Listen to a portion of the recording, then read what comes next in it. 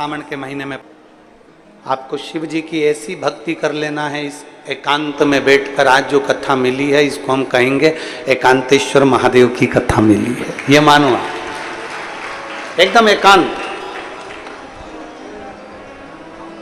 बोलो सही है कि गलत है? एकदम एकांत। कोई बड़ी मल्टी नहीं, कोई बिल्डिंग नहीं, कोई शहर लगा हुआ, बिल्कुल बिल्कुल एकांत। इसलिए ये कथा हम कहते हैं ना कि एकांतेश्वर महादेव की पूजन का फल चोगना मिलता है, तो इस कथा का 5 दिन का फल भी चोगना ही मिलेगा, ये निश्चित है, निश्चित है। दिल से सुनो, श्रवण करो और अपने जीवन में उतारो।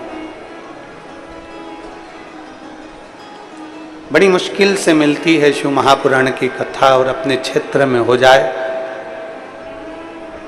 और अपने क्षेत्र में बैठकर यदि हम कथा का लाभ ले लें तो ये समझ लो कहीं शिव की कृपा है। अब पुण्य कितना प्रबल होगा जरा आप अपना अंदाजा लगा कर बैठी है गनौद वालों।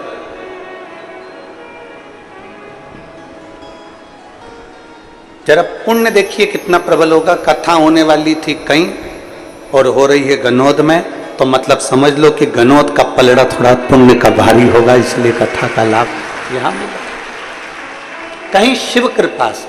और तेरी कृपा बिना न हिले एक भी अणु, लेते हैं श्वास तेरी कृपा से तनु तनु। बखान क्या करूं मैं राखों के ढेर का, चपटी भभूत में खजाना कुबेर का। हे गंगाधार मुक्ति द्वार ओंकार तू, भोले ओंकार तू। आयो शरण तिहार शंभु तार तार तू। कहीं शिव भक्ति का जो योग लगा है श्रावण के महीने में 5 दिवसीय शिव तत्व श्रवण करने का जो योग बना है, कहीं शिव की कृपा से। महाराज आप जितनी भक्ति कर सकते हो उतनी करो, जितना भगवान को पुकार सकते हो उतना पुकारो। मेडिकल साइंस कहता है कि जीभ पर अगर कोई घाव होता है तो वो जल्दी भर जाता।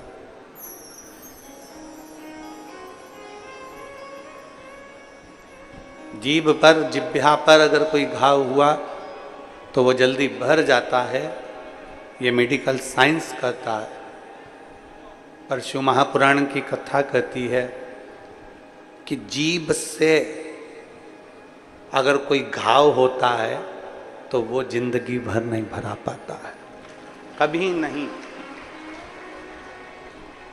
जीभ पर अगर घाव हुआ तो मेडिकल साइंस कहता है कि वो जल्दी भर सकता है, पर इस जिह्वा से अगर कोई घाव हो जाता है, इस जिह्वा से बोलने में अगर कोई शब्द किसी को कह दिया, किसी को आड़ा टेढ़ा बोल दिया, किसी को कोई गाली दे दी, अपशब्द कह दिया, जो घाव हो गया वो जिंदगी भर नहीं भरा, जिंदगी भर। इसलिए शिव महापुराण की कथा कहती है कि शिव तत्व मौन तत्व है।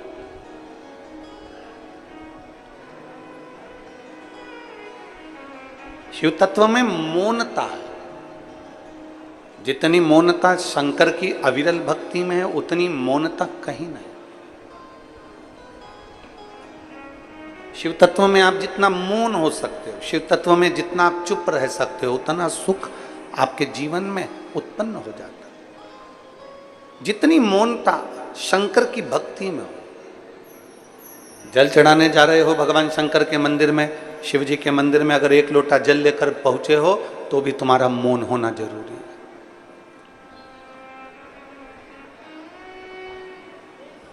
शिव के मंदिर में अगर तुम आराधना कर रहे हो तो तुम्हारा मौन होना जरूरी है। शिव भक्ति में जितनी मौनता हो सकती है उतनी धारण करो, जितनी मौनता। कथा सुनने भी आते हो। वैसे तो आप लोग छत्तीसगढ़िया सबड़े बढ़िया, ये वैसे तो आप छत्तीसगढ़ के रहवासी हो, तो ये तो है कि आप लोग कथा को जब सुनते हो तो एकदम मौन होकर, एकदम साइलेंट होकर सुनते। जितनी मौनता हम धारण करेंगे उतने शिव के करीब जाते जाएंगे।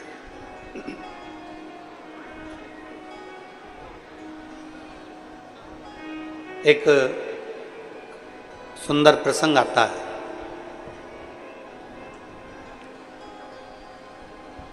षडानंद कार्तिकेय जी के 6 मुख हैं। भगवान श्री गणेश जी महाराज का एक गज मुख है, लंबोदर। षडानंद कार्तिकेय जी के 6 मुख हैं और भगवान श्री गणेश जी महाराज लंबोदर एक मुख है।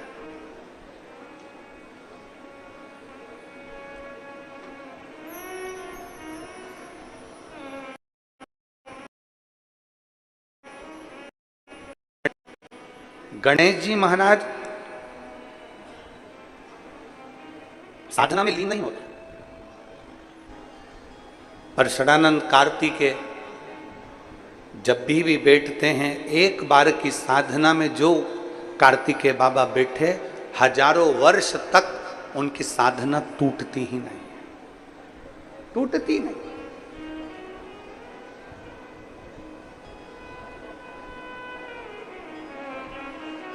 एक बार पूछा गया षडानंद कार्तिकेय जी से और गणेश जी से कि गणेश जी महाराज साधना में लीन नहीं होते और षडानंद कार्तिकेय 6 मुखधारी, 6 मुख वाले कार्तिकेय बाबा एकदम मौन साधना में डूबे रहते हैं, क्यों? षडानंद कार्तिकेय जी ने कहा कि मौनता, मेरे 6 मुख हैं और 6 मुख में 6 जिह्वा हैं। इन 6 जिह्वा से अगर मैं बोलूंगा तो वो श्रेष्ठता नहीं होगा, उसका एक लक्षण प्रबल हो जाए कि मेरी मौनता रहे, मैं चुप रहूं।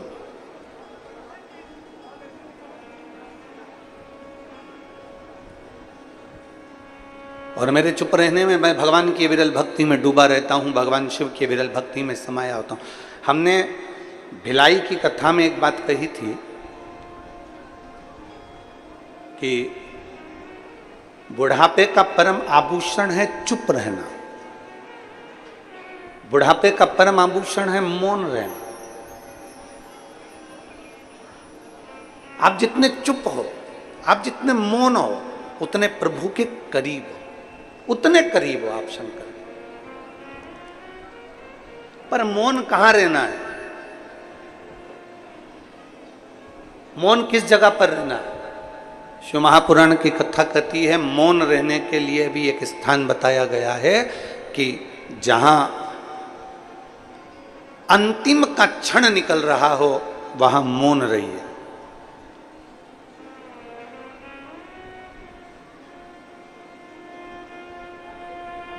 वहां मौन रहिए, शांत रहिए। जहां व्यर्थ की बातें हो रही हो वहां मौन रहिए। पर बोलने की जब जरूरत हो, अपने सनातन धर्म पर अगर कोई ठेस पहुंचा रहा हो, अपने सनातन धर्म पर कोई उंगली उठा रहा हो, अपने धर्म पर, अपनी सनातन धर्म के ऊपर कोई आक्षेप ठोक रहा हो, उस जगह पर तुम्हें मौन नहीं रहना है, उस जगह पर तुम्हें एकजुट होकर आगे बढ़ना है। वहां मौनता की जरूरत नहीं है, वहां फिर मौन की जरूरत नहीं पड़ती।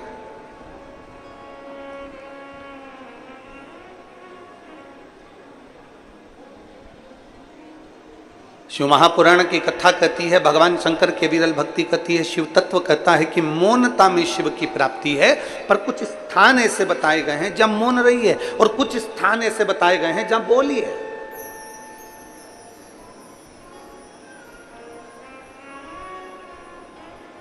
शिव पुराण तो यहां तक कहती है कि झूठ बोलने का भी स्थान बताया गया है कि झूठ कहां बोलना है। अब लोग कहेंगे गुरुजी आप हमें बता रहे हो कि पुराण में लिखा है कि झूठ बोलने का भी स्थान होता है। हाँ, झूठ बोलने के लिए भी स्थान बताया गया। किसी की गाय कसाई के यहां कटने के लिए जा रही हो और तुम्हें दिख जाए कि यह गाय कसाई के यहां कट रही है, उस जगह पर तुम झूठ बोल दो कि ये गाय मेरी है और उसको कटने से बचा लो, तो ये झूठ बोलना भी तुम्हारा साथ है। गौमाता अगर कहीं कटने के लिए जा रही है और तुम्हें दिख रहा है कि यह कसाई के यहां कट रही है, उस जगह पर झूठ बोल दो कि ये गाय मेरी है।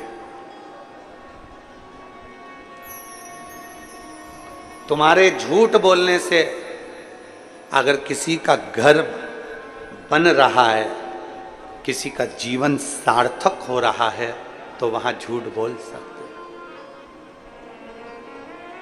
वहां झूठ बोल सकते हो। हमारे यहाँ तो झूठ बोलने का भी स्थान बताया गया है कि कोई गौमाता अगर कटने के लिए कसाई के यहाँ जा रही है, वहां तुम झूठ बोल दो कि ये गाय मेरी है, इसको छोड़ा जाए, ये गाय मेरी अपनी है, इसको छोड़। पर हम झूठ कहाँ बोलते हैं जहां हमारा हित होता है। हम झूठ कहाँ बोलते हैं जहां हमारा कुछ अच्छा हम देख लेते हैं कि झूठ बोलने से यहाँ मेरा फायदा होने वाला है, हम वहां झूठ बोल रहे। पर शास्त्र कहता है मत बुरे कर्म कर बंदे वरना पछताएगा, भगवान की आंखों से तू बच नहीं पाएगा, तू बच नहीं पाएगा। अरे ओ अज्ञानी मत करना दानी, अरे ओ अज्ञानी मत करना दानी। तेरे कर्म का फल भी तू ही पाएगा, जैसा किया तूने तेरे आगे आएगा। मत बुरे कर्म कर बंदे वरना पछताएगा, भगवान की आंखों से तू बच नहीं पाएगा, तू बच नहीं पाएगा। अरे ओ अज्ञानी मत करना दानी, अरे ओ अज्ञानी मत करना। अपने लिए झूठ नहीं बोलना, अपनी भलाई के लिए झूठ नहीं बोलना। अगर बन सके तो किसी का हित हो रहा हो, किसी का अच्छा हो रहा हो, तो झूठ बोलने में, कहीं गौ माता कट रही है उसको बचाने में बोल सकते।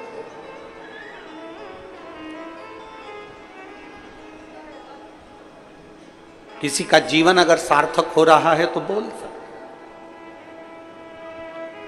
पर अपना लोभ नहीं, अपना लालच नहीं, अपना सुख नहीं। शिव कथा कर रही है, शिव महापुराण की कथा कर रही है।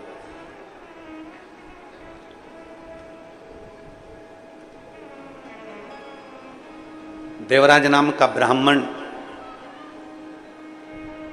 चोरी का धन लेकर जब शंकर के मंदिर में पहुंच गया, शिव मंदिर के अंदर प्रवेश कर गया। ब्राह्मण कर्म से तो वो वंचित था, ब्राह्मण कर्म से तो वो छूटा हुआ था, ब्राह्मण के घर में जन्म जरूर लिया था, पर ब्राह्मण कर्म नहीं कर पाया था, वंचित था। ब्राह्मण का कर्म है शास्त्र पढ़ना, शास्त्र सुनाना। वैश्य का कर्म है धन एकत्रित करना, क्षत्रिय का कर्म है रक्षा करना, शूद्र का कर्म है सेवा के भाव को लीन रहना। अब आज के जमाने में सब अपने अपने कर्म में लगे हैं, केवल व्यक्ति कहीं ना कहीं भटक रहा है तो अपने पथ से भटक रहा है। ब्राह्मण अपने कर्म से वंचित हो रहा है, वैश्य अपने कर्म से वंचित हो रहा है, क्षत्रिय अपने कर्म से वंचित हो रहा है, शूद्र अपने कर्म से वंचित हो रहा है। श्रेष्ठ कर्म करिए। देवराज नाम का ब्राह्मण के घर में जन्म लेने के बाद भी ब्राह्मण तत्व को धारण नहीं कर पाए, ब्राह्मण तत्व धारण नहीं कर पाए।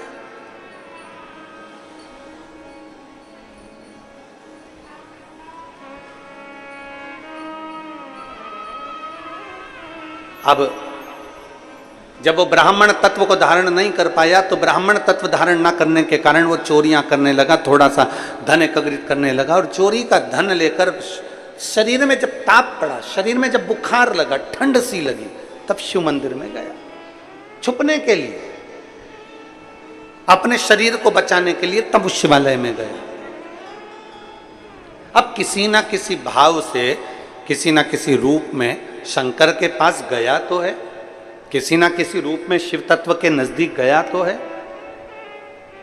आप में से कई मेरी जीजियां ऐसी बैठी हैं, कई जीजा ऐसे बैठे हैं, कई बेटियां कई बेटे ऐसे बैठे हैं, कई माता कई भाई ऐसे बैठे हुए हैं, कई मेरे जीजा होने से बैठे हैं कि उनका मन नहीं होगा। मान लो उनका मन नहीं है कि मैं कथा में नहीं जाऊं, मैं कथा में नहीं जाऊं, मैं कथा में नहीं जाऊं, भीड़ होगी मैं कथा में नहीं जाऊं, पैदल चलना पड़ेगा मैं कथा में नहीं जाऊं। पर हो सकता है अपनी पत्नी के कारण मुझे छोड़ने जाना पड़ेगा, मुझे वहां तक छोड़कर आ जाओ, भले तुम वापिस आ जाना, पर मुझे छोड़कर। तुम्हें मेरे साथ में चलना पड़ेगा और मैं वहां पर कथा सुनने के लिए जाऊंगा। अरे वहां ऑटो नहीं मिलेगा, अरे मत मिलने दो, तुम चल रहे हो कि नहीं चल रहे हो ये बताओ। अब पति ने सोचा कि भाई इतना मगजमारी करने से तो अच्छा है शिव महापुराण की कथा में चलूं, चल मैं तुझे कथा में ले चलता हूं। और पति कथा में लेकर, अब जरा विचार करिएगा कि पति का मन नहीं था, या किसी सहेली का मन नहीं था, या बेस्ट फ्रेंड का मन नहीं था, या जेठानी का मन नहीं था, या देवरानी का मन नहीं था, या किसी रिश्तेदार का मन नहीं था, पर वो मन मार कर भी शिव महापुराण की कथा में अपने रिश्तेदार के साथ, अपने कुटुंबी के साथ वो कथा में आकर बैठ गया। तो किसी ने पूछा, गुरुजी जिसका मन नहीं है वो कथा में आकर बैठ जाए, उस जबरदस्ती आकर बैठ जाए, कोई मार ठोक के ला के बिठा दे, या किसी ने जबरदस्ती लाकर बिठा दिया, या पत्नी के कहने पर पति जबरदस्ती आ गया, या कोई जेठानी देवरानी जबरदस्ती आ गई, तो कथा का कोई पुण्य उसके खाते में मिलता है कि नहीं मिलता? शिव महापुराण की कथा कहती है, नल के नीचे मटके को सीधा लगाओगे तो भर जाएगा, नल के नीचे मटका उल्टा लगाओगे तो भराएगा नहीं, पर ठंडा जरूर बना रहेगा। उसी तरह कोई अच्छे मन से आया तो उसके अंदर कथा भरा जाती है, और कोई अच्छे मन से नहीं भी आया तो उसको कथा शीतलता तो दे ही देती है। शिव महापुराण उसको शीतलता देती है, शिव महापुराण उसको एक आनंद का अनुभव करा देती है। भले उसका चित्त कथा में नहीं लगे, भले उसका मन कथा में नहीं लगे, उसकी चित्त वृत्ति कथा में नहीं लगे, पर वो कथा में आकर बैठ गया। मतलब बैठा है तो ये निश्चित है, आपको भूख लगी है, आप शादी में गए हो, पंगत लगी है, पत्तल लग रही है, और पत्तल लगते लगते कोई पत्तल देने वाला आया, तुम्हारे साथ में कोई दूसरा बैठा है, उसका पेट भरा हुआ है, वो नहीं खाना चाहता, फिर भी पत्तल वाले को थोड़ी ना मालूम कि इसका पेट भरा है कि खाली है, वो तो पत्तल लगाते लगाते लगाते लगाते गया और उसने पत्तल वहां लगा दी। जिसका पेट भरा था उसके पास भी पत्तल लगी है, तो पड़ोसी ने कहा, तो तेरा तो पेट भरा था, हाँ मैं नहीं खाऊंगा, तो ये पत्तल लग गई, कोई बात नहीं। अब पत्तल लगी थी, इतने में नुक्ति देने वाला आया, बूंदी बूंदी बूंदी बूंदी नुक्ति नुक्ति नुक्ति, और मालूम पड़ा वो नुक्ति उसको डालकर चले गया। फिर पड़ोसन ने कहा, तेरा तो पेट भरा था, अब ये बूंदी कौन खाएगा, अब रख गया तो रख जाने दो। थोड़ी देर में गुलाब जामुन गुलाब जामुन गुलाब जामुन करता आया और गुलाब जामुन रखकर चले गया। अब वो रखा तो था, तो उसने सोचा इतना सारा सामान इकट्ठा हो गया है, मेरा पेट भी भरा है, कोई बात नहीं, मैं उसको बांध कर अपने घर के लिए लेकर चले जाता हूँ। अगर मन नहीं भी लगे और अगर कोई शिव पुराण की कथा में जाकर बैठ जाता है तो मेरा महादेव उसके पल्लू में कुछ ना कुछ अच्छा बांध कर भेज ही देता है। वो शिव तत्व है, वो शिव तत्व है। और शंभु शरणे पड़ी मांगू घड़ी रे घड़ी, दुख काटो दया करीने दर्शन आपको। शंभु शरणे पड़े, मांगू घड़ी रे घड़ी, दुख काटो, दया करी दर्शन।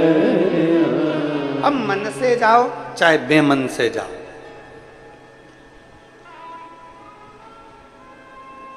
जैसे जाना है शिव के पास।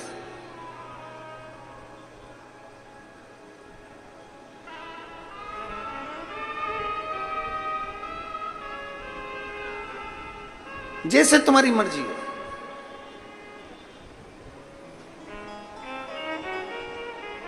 वो कहते हैं ना, नौकरी, चाकरी, तनख्वाह और वेतन। जम जम के बोलो जरा, क्या चीज है चारों? जम के बोलो जरा। नौकरी, फिर चाकरी, तनख्वाह, फिर वेतन। ये नौकरी करने वालों को सबको मालूम है, ये चार चीजें। फिर से बोलो एक बार, जम के जरा। नौकरी, चाकरी, तनख्वाह और वेतन। अब नौकरी में व्यक्ति जो कमाता था तो घर में 9 लोग भी रहते थे तो उनका वो पेट भर देता था। नौकरी का मतलब है कि 9 लोगों का पेट वो आराम से भर देता था नौकरी में। चाकरी में, जम के बोलो जरा, 4 लोगों का पेट भर देता था। तनख्वाह मतलब उतनी मिलती है जितनी तन खा सके, केवल तन खा सके उतनी तनख्वाह है। और वेतन मतलब अब उतना मिलता है जितना ये तन भी नहीं खा सकता। वेतन बेमतलब का तन, उतना। नौकरी मतलब 9 लोगों को भी खिला दिया जाए घर के तो नौकरी में, एक नौकरी में वो पूरे 9 लोगों का पेट भर देता था।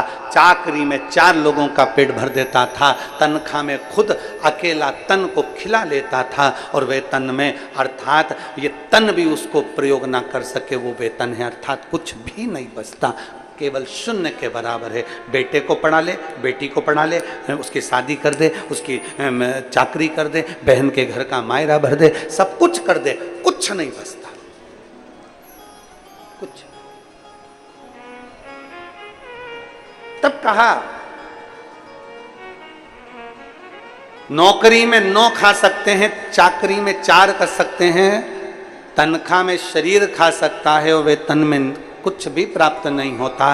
तब शास्त्र कहता है कि ये सारी चीजें अपनी जगह पर चलने दो और एक नौकरी और चालू करो, वो मेरे शंकर के मंदिर में जाकर 1 लोटा जल चढ़ाने की नौकरी प्रारंभ करो। तब शिव जी के मंदिर में जाइए, 1 लोटा जल बाबा देव अधिदेव महादेव को समर्पित करिए और मेरे भोले तेरी नौकरी सबसे बढ़िया है, सबसे बड़ी मेरे बाबा तेरी नौकरी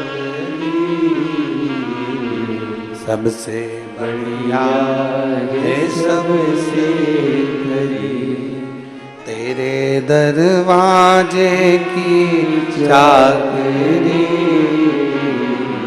सबसे बढ़िया है, सबसे खरी जब से तेरा गुलाम हो गया तब से मेरा भी नाम हो गया, जब से तेरा गुलाम हो गया तब से मेरा भी नाम हो गया, वरना औकात क्या थी मेरी, वरना औकात क्या थी मेरी, सबसे बढ़िया है सबसे खरी। भोले बाबा तेरी नौकरी, सबसे बढ़िया है सबसे खरी।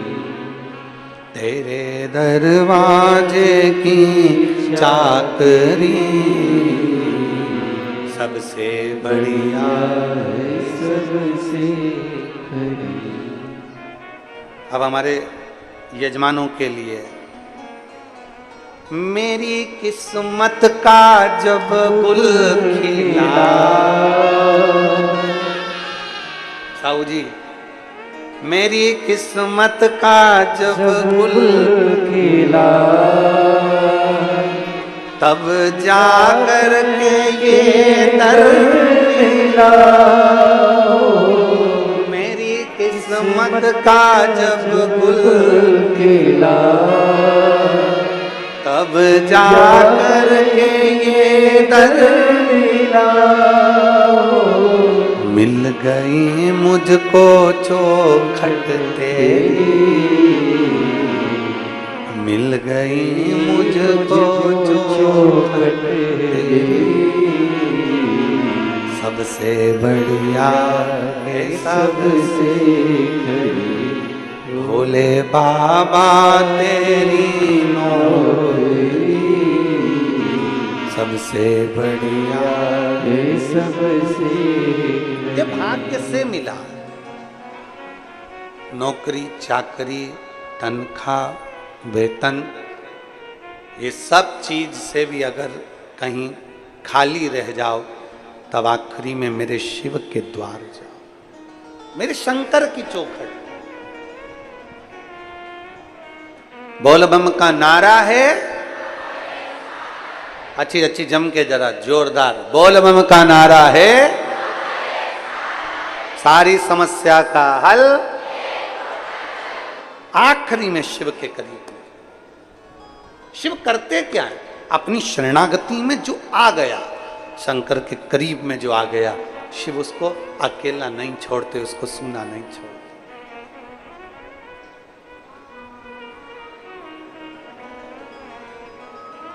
पापी से पापी को भी शिव अपना बना लेते। पापी से पापी है तो भी शंकर उसको अपना बना। आपसे पूछें, ध्यान देना जरा, कोई बहुत चोरी करता है, बहुत चोरी करता है, मर गया, उसके घर के लोग उसको अर्थी पर बांधकर सफेद कपड़ा लपेट कर राम नाम, जम के बोलो जरा, राम नाम सत्य है, बोलते बोलते बोलते बोलते उसको कहाँ ले गए? जम के शमशान। शमशान में कौन रहता है? शिव। चोरी करने वाला है बेकार है, झूठ बोलने वाला है बेकार है, निंदा करने वाला है बेकार है, कपट करने वाला है बेकार है, बहुत गलत गलत काम करने वाला है। अगर वो मर भी जाता है तो आखिरी में उसको कहाँ ले जाया जाता है? शंकर के द्वार, शमशान में ले जाया जाता है। शमशान तक लेकर उसको जाते हैं, शिव के धाम तक लेकर जाते हैं। कोई शंकर भगवान से पूछे कि प्रभु ये इसने तो चोरी करी थी, इसने तो झूठ बोला था, इसने तो कपट करा था, इसने तो बेईमानी करी थी, इसने तो प्रपंच करा था, फिर इसको आपका धाम कैसे मिल गया, आपका दरवाजा कैसे मिल गया? तो शंकर भगवान कहते हैं इसने चोरी करी, इसने झूठ बोला, इसने प्रपंच करा, ये बेईमानी करा, ये छल करा, ये कपट करा, पर इसने एक काम करा कि कोई शिव महापुराण की कथा सुनकर जा रहा था, उसके चेहरे का मात्र दर्शन कर लिया, इसलिए मेरे धाम में आकर विराजमान थे। इसलिए वो मेरे नजदीक में, मेरे धाम में, मेरे करीब में, मेरे पास में आ गए। शिव महापुराण की कथा सुनने वाले का मात्र मुख का दर्शन। और विद्येश्वर संहिता कर रही है, विद्येश्वर संहिता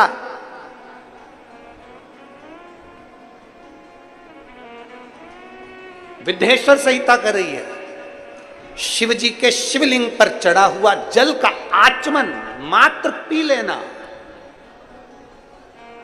पी लेना शंकर भगवान के शिवलिंग के जल को। और जिसको विश्वास नहीं हो, गीता प्रेस गोरखपुर की शिव महापुराण की कथा लेकर आओ, हिंदी की।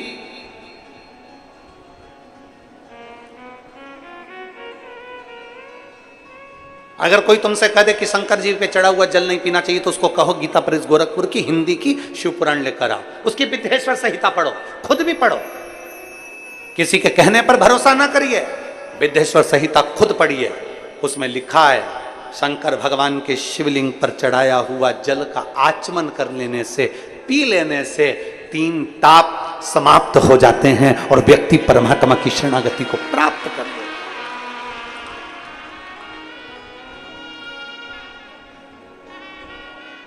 सारे देवताओं की मूर्ति और शंकर भगवान का स्वरूप शिवलिंग,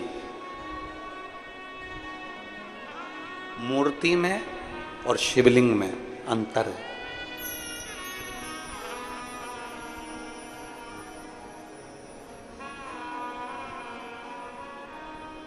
राम जी की मूर्ति होती है कि लिंग स्वरूप होता है? जम के बोलो जरा। मूर्ति। कृष्ण भगवान की मूर्ति, इंद्रदेव की, ब्रह्मा जी की मूर्ति। 33 कोटि देवताओं का क्रम उठाकर देखिए, सारे देवताओं की मूर्ति का क्रम है, शंकर भगवान के मूर्ति का क्रम नहीं, शंकर भगवान के शिवलिंग का क्रम। मूर्ति और शिवलिंग में अंतर क्या है? क्या अंतर है मूर्ति और शिवलिंग में? हमने अपनी व्यासपीठ से आज तक कभी नहीं कहा आपको कि आप अपने घर में भगवान शंकर की मूर्ति रखो। कभी सुना आपने कि हमने अपनी व्यासपीठ से कहा हो कि भगवान शंकर की मूर्ति घर में रखो? ना, हमने व्यासपीठ से इतना जरूर कहा कि शिवलिंग तुम्हारे घर में होना जरूरी है। मूर्ति और शिवलिंग में अंतर है। शंकर भगवान की मूर्ति नहीं, शंकर भगवान का शिवलिंग होना चाहिए। राम जी की मूर्ति हो, कृष्ण भगवान की मूर्ति हो, लड्डू गोपाल की मूर्ति हो, ठाकुर जी की मूर्ति हो, सबकी मूर्ति चल जाएगी, पर शंकर भगवान के शिवलिंग का स्वरूप। मूर्ति और शिवलिंग में अंतर क्या? सावन के महीने में पूरी आस्था चैनल पर करोड़ों भक्त इस शिव महापुराण की कथा को सुन रहे हैं, और केवल भारत में नहीं, विदेश में बैठकर भी लोग इस पवित्र कथा का लाभ ले रहे हैं, नए रायपुर से।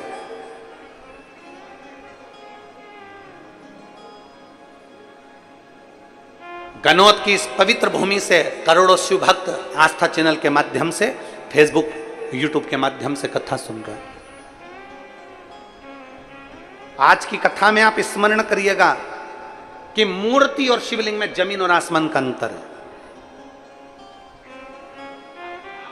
33 कोटि देवताओं की मूर्ति होती है, पर शंकर भगवान का मूर्ति नहीं, शिवलिंग होता है। कारण मूर्ति केवल एक की होगी, केवल एक मूर्ति, केवल एक की। राम जी की मूर्ति है तो राम जी की, कृष्ण भगवान की मूर्ति है तो कृष्ण भगवान की, देवी जी की मूर्ति है तो देवी जी की, इंद्र की मूर्ति है तो इंद्र की, गरुण की है तो गरुण की, वरुण की है तो वरुण की, ब्रह्मा की है तो ब्रह्मा की, सावित्री की है सावित्री की, गायत्री की है गायत्री की, लक्ष्मी की है लक्ष्मी की। मूर्ति केवल एक देवता की। राम जी की है तो राम जी की, कृष्ण की है तो कृष्ण की। मूर्ति एक देवता की होती है, और शिवलिंग एक देवता का नहीं। जिस घर में शिवलिंग होता है वहां 33 कोटि देवता एक ही स्वरूप में विराजमान रहे।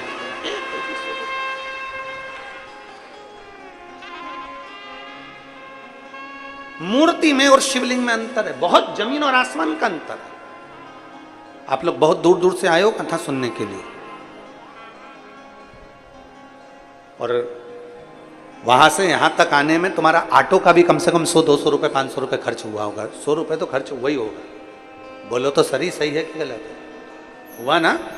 अब तुमने 50 रुपए 100 रुपए 200 रुपए खर्च कर कर आए हो, इसलिए बहुत ध्यान लगाकर सुनना कि हम जो कथा सुनने के लिए आए हैं, अगर हमने दिल से सुन ली और अभी तक जो कथा होती थी वो भरे कहीं गांव के बीच में, शहर के बीच में, नगर के बीच में, यहाँ वहाँ होती थी।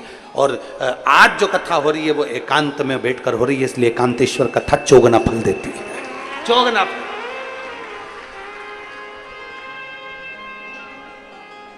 मूर्ति में और शिवलिंग में जमीन आसमान का अंतर।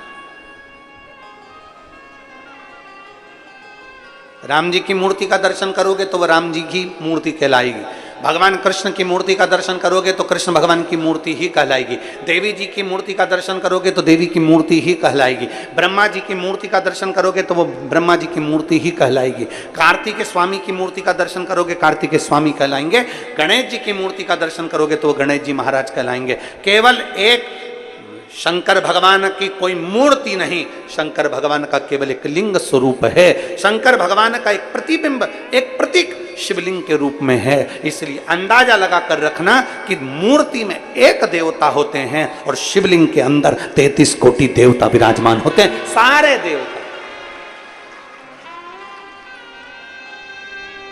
वो एक लाइन आप लोग गुनगुनाते हो, सारे देवता, सारे एक लाइन आपके स्मरण में रहती है। सारे तीर्थ धाम आपके चरणों में, हे भोलेनाथ प्रणाम आपके चरणों में। फिर से एक बार सब बोलिए, सारे तीर्थ धाम आपके चरणों में, हे भोलेनाथ प्रणाम आपके चरणों में। सब कुछ है, सारे तीर्थ शिव में बसे हुए हैं। सारे तीर्थ, सारे जहां शिव है वहां गंगा है, जहां शिव है वहां गणेश है, जहां शिव है वहां रिद्धि सिद्धि है, जहां शिव है वहां षडानन कार्तिक है, जहां शिव है वहां लक्ष्मी है, जहां शिव है वहां विष्णु है, जहां शिव है वहां ब्रह्मा है, जहां शिव है वहां सरस्वती है, जहां शिव है वहां गायत्री है, जहां शिव है वहां सावित्री है, जहां शिव है वहां 33 कोटि देवता विराजमान है। एक शिवलिंग, मूर्ति में केवल एक देव होगा पर शिवलिंग में 33 कोटि देव। सारे तीर्थ धाम आपके चरणों में, हे भोलेनाथ प्रणाम आपके चरणों में, हे भोलेनाथ प्रणाम आपके चरणों में। सब कुछ आप में समाया, सब कुछ।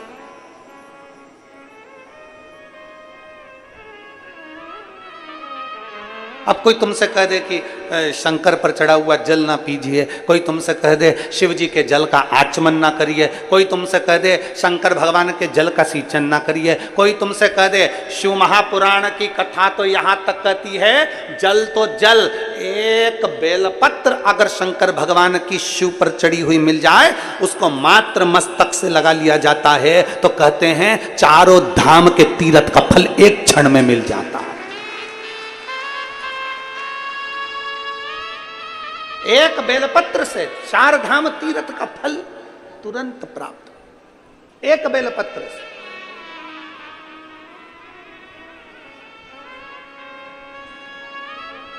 एक पत्र है,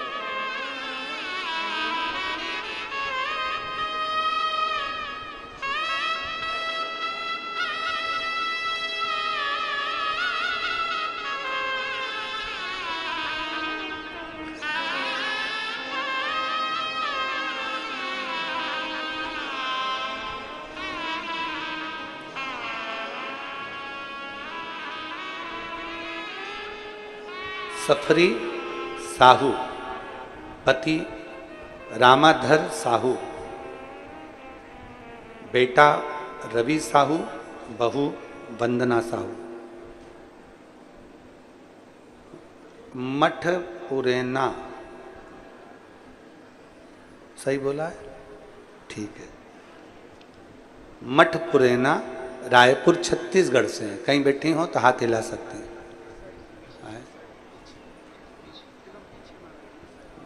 बच्चे आए हैं, दोनों आए हैं।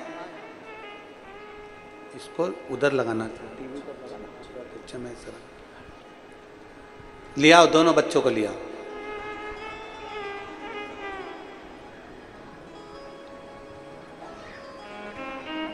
रवि साहू, बहू वंदना साहू, मठ पुरैना रायपुर छत्तीसगढ़ से। गुरुदेव, मेरी बहू के गर्भ नहीं ठहर रहा था। गर्भ ठहरता खराब हो जाता, ऐसा कई बार हुआ, पर गर्भ नहीं ठहरा। हम कभी शिव पुराण नहीं सुनते थे, क्योंकि हम थोड़ा विश्वास कम ही करते थे।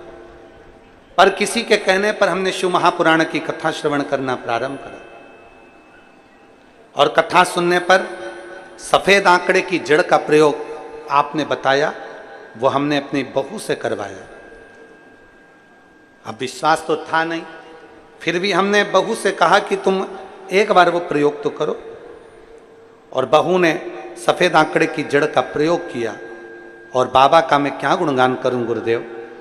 पशुपतिनाथ का व्रत, सफेद आंकड़े की जड़ का प्रयोग जब किया तो बाबा की कृपा से मेरी बहू के 2 जुड़मा संतान का प्राप्ति हुई। मैं बाबा को यहां धन्यवाद देने के लिए आया। शिव तत्व की प्राप्ति, जब एक विश्वास, जब एक भरोसा दृढ़ हो जाए, दृढ़,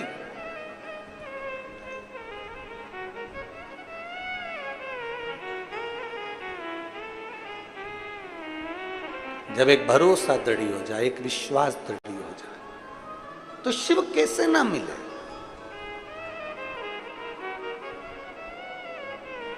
शंकर भगवान पर चढ़ी हुई भस्म, शिव जी पे चढ़ी हुई भस्म की भी कीमत करोड़ों में हो जाती है, करोड़ों में।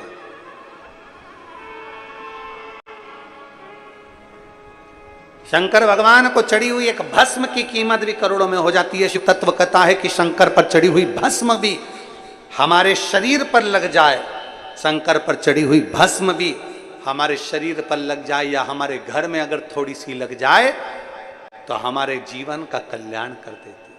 शिव पर चढ़ी भस्म, शंकर पर चढ़ी एक बेलपत्र, शंकर का नाम का स्मरण गुणगान। एक पत्र और है, देख।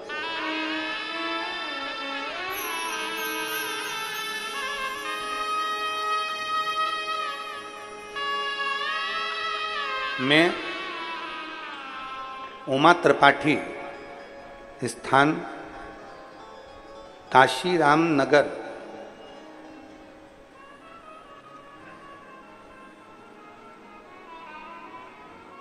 मैं उमा त्रिपाठी, स्थान काशीराम नगर। काशीराम नगर कहाँ है? यही है क्या? अच्छा, कहीं बैठी हैं उमा जी त्रिपाठी? कहीं बैठी हो तो जरा दोनों हाथ ऐसे हिलाओ तो दिख जाओगी। उमा त्रिपाठी कहीं बैठी हो तो हाथ हिलाइएगा। हाँ, फिर से हिलाओ एक बार ऐसे हाथ। हाँ, दिख गए हो, ठीक है। आइए, पधारिए, एक बेलपत्र लेकर जाइएगा, जाओ। मैं उमा त्रिपाठी, स्थान काशीराम नगर। मैं बाबा का क्या वर्णन करूं गुरुदेव, मेरे पास शब्द नहीं है। बाबा मेरी सास के छाती में, सीने में एक गठान हो गई। जब गांठ हो गई सीने में तो डॉक्टर को जब बताया गया तो मालूम पड़ा कि उनको कैंसर हुआ।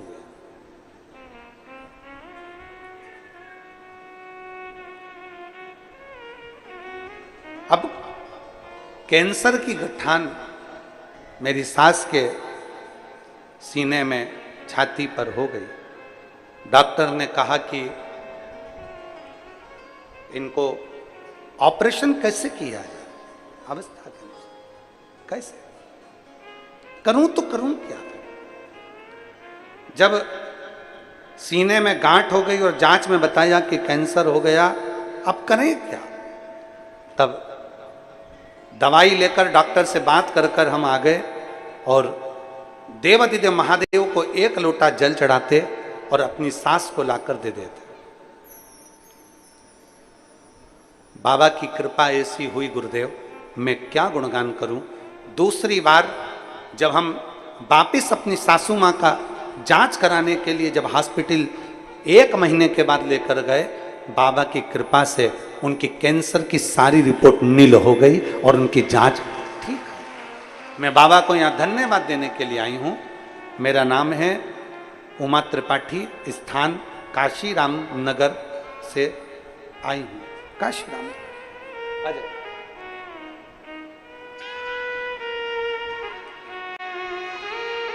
शिव तत्व की प्राप्ति। रवि साहू जी और बहु वंदना।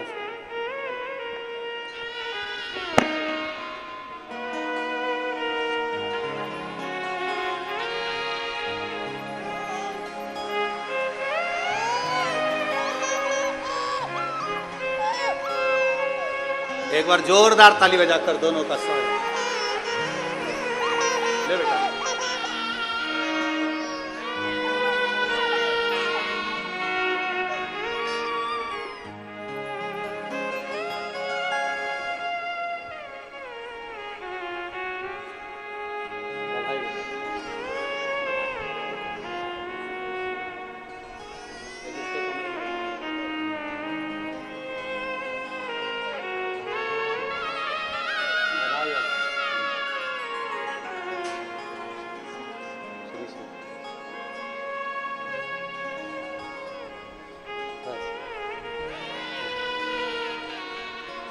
और शंभो शरणे पड़ी मांगूं घड़ी रे घड़ी, दुख काटो दया करीन दर्शन आपो, दया करीन दर्शन शंभो शरण मांगू घड़ी रे घड़ी, दुख काटो दया करीन दर्शन आपो, शरण पड़ी मांगू घड़ी रे घड़ी, दुख काटो दया करीन दर्शन। प्रतिमा और शिवलिंग दोनों में अंतर। प्रतिमा और शिवलिंग दोनों में अंतर। दोनों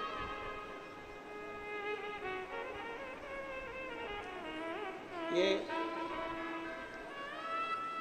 सफरी साहूपति रामाधर साहू जी ने पत्र में एक लाइन अच्छी लिखी है। हम नहीं जानते थे कि शंकर के शिवलिंग पर चढ़े हुए जल की महत्वता क्या। हम नहीं जानते थे कि शंकर पर चढ़े हुए शिवलिंग पर, शंकर पर चढ़े हुए शिवलिंग पर चढ़े हुए बेलपत्र की महत्वता क्या। इन्होंने एक पत्र में लाइन अच्छी लिखी। दुनिया के लोग जिस दिन जान जाएंगे ना कि शंकर का शिवलिंग का चढ़ा हुआ जल कितना महत्वपूर्ण है, दुनिया का एक एक बच्चा आ जाइए, आ जाओ। दुनिया का एक एक बच्चा जब जान जाएगा कि शंकर पर चढ़े हुए जल की मूलता क्या है, तब उसको समझ में आ जाओ।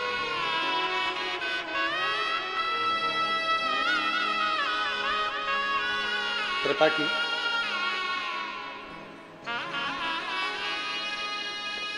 ठीक है, आप ही को प्रॉब्लम है, ठीक है ना?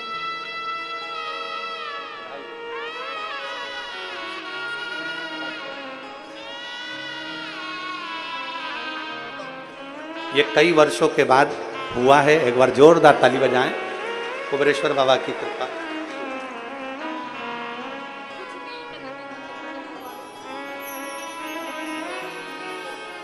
अब ठीक है, तबियत बिल्कुल ठीक।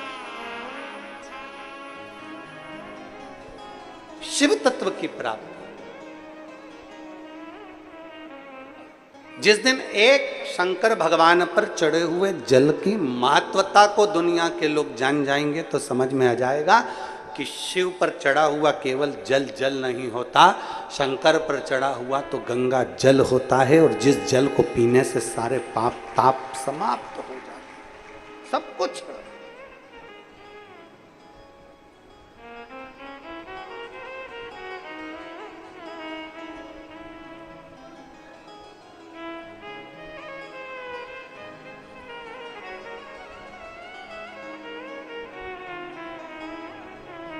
शिव पर चढ़े हुए जल का मात्र आचमन कर लेने पर, शंकर के चढ़े हुए जल का मात्र अपने ऊपर प्रोक्षण कर लेने पर जीव को क्या क्या सुख प्राप्त हो जाता है, क्या उसको समझ में जिस दिन आ गया। फिर निवेदन है, प्रतिमा एक की होती है और शिवलिंग एक स्वरूप में। शंकर के शिवलिंग में केवल एक देव नहीं, शंकर के शिवलिंग में अनेक अनेक देव, 33 कोटि देवता उस शिवलिंग के अंदर विराजमान होते हैं। 33 कोटि।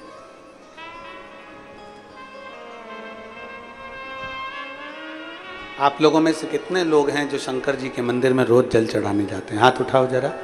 सभी लोग जाते हो? बहुत बहुत साधुवाद है, रखिए।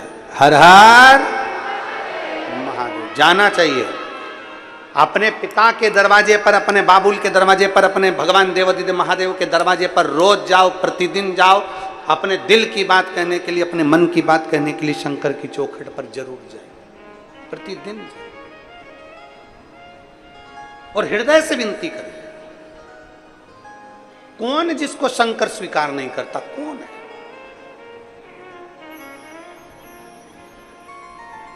कहने वाले कहते रहेंगे शिव जी पे जल मत पियो, शंकर पर चढ़ा हुआ जल का आचमन मत करो, शंकर जी पे चढ़ा हुआ जल का स्मरण मत करो। निवेदन,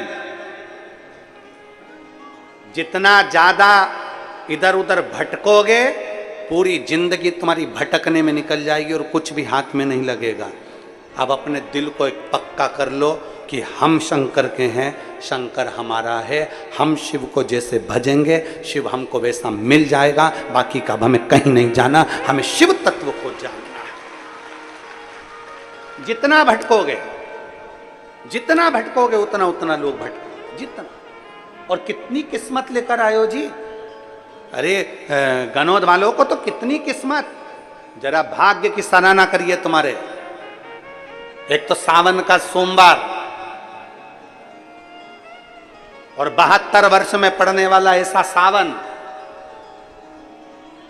सोमवार का दिन शिव महापुराण की कथा, और बचा कुचा था तो सोमवार की अष्टमी भी आज ही है। यह शिव कृपा है, ये भगवान देवादिदेव महादेव की कितनी कितनी करुणा, कितनी कितनी उदारता। जरा विचार करिए, कितनी कृपा, कितनी उदारता, कितनी करुणा। अब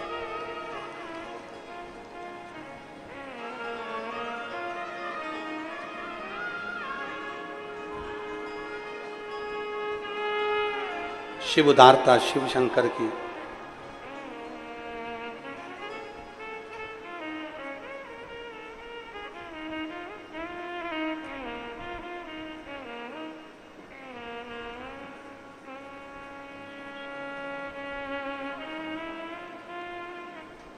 भगवान ओघड़दानी की जब उदारता हो तो क्यों ना कुछ प्राप्त। वो कहते हैं ना,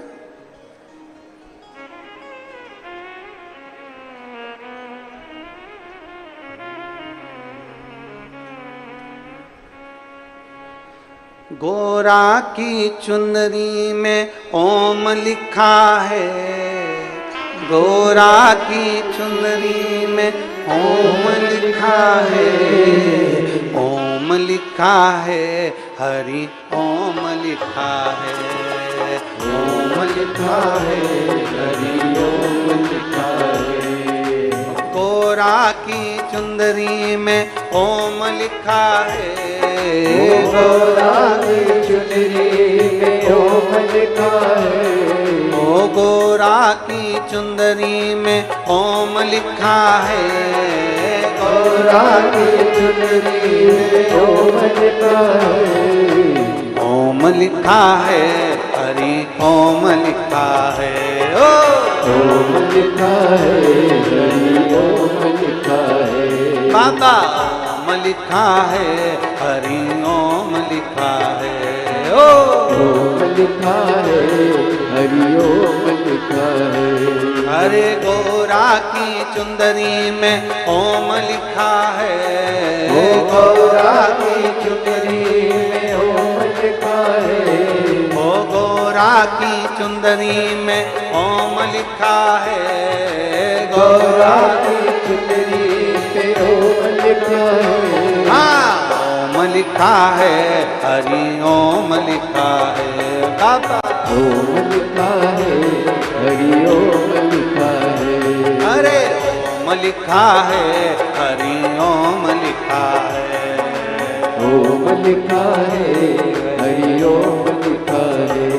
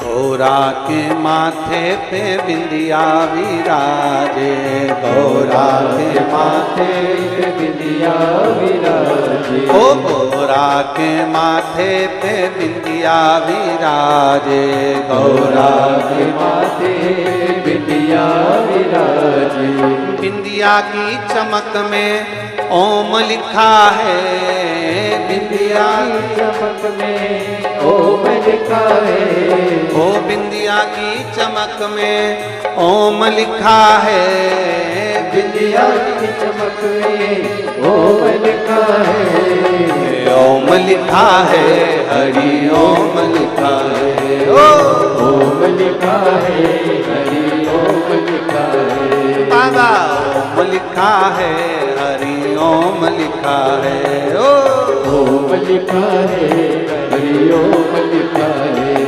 अरे गोरा की चुंदरी में ओम लिखा है, ओ गौरा की चुनरी में ओम लिखा है, ओम लिखा है, हरि ओम लिखा है, ओम लिखा है, हरि ओम लिखा है।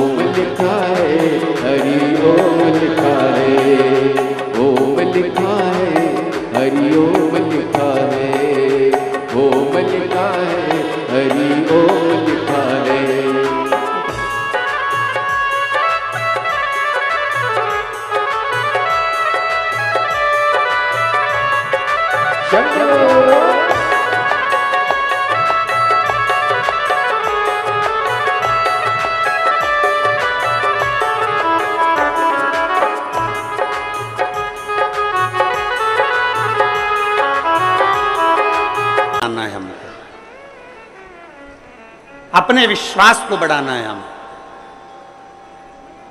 सावन के महीने में हमें कुछ नहीं करना, बस इतना ही करना है कि हमारा विश्वास कितना शंकर के प्रति जा सकता है।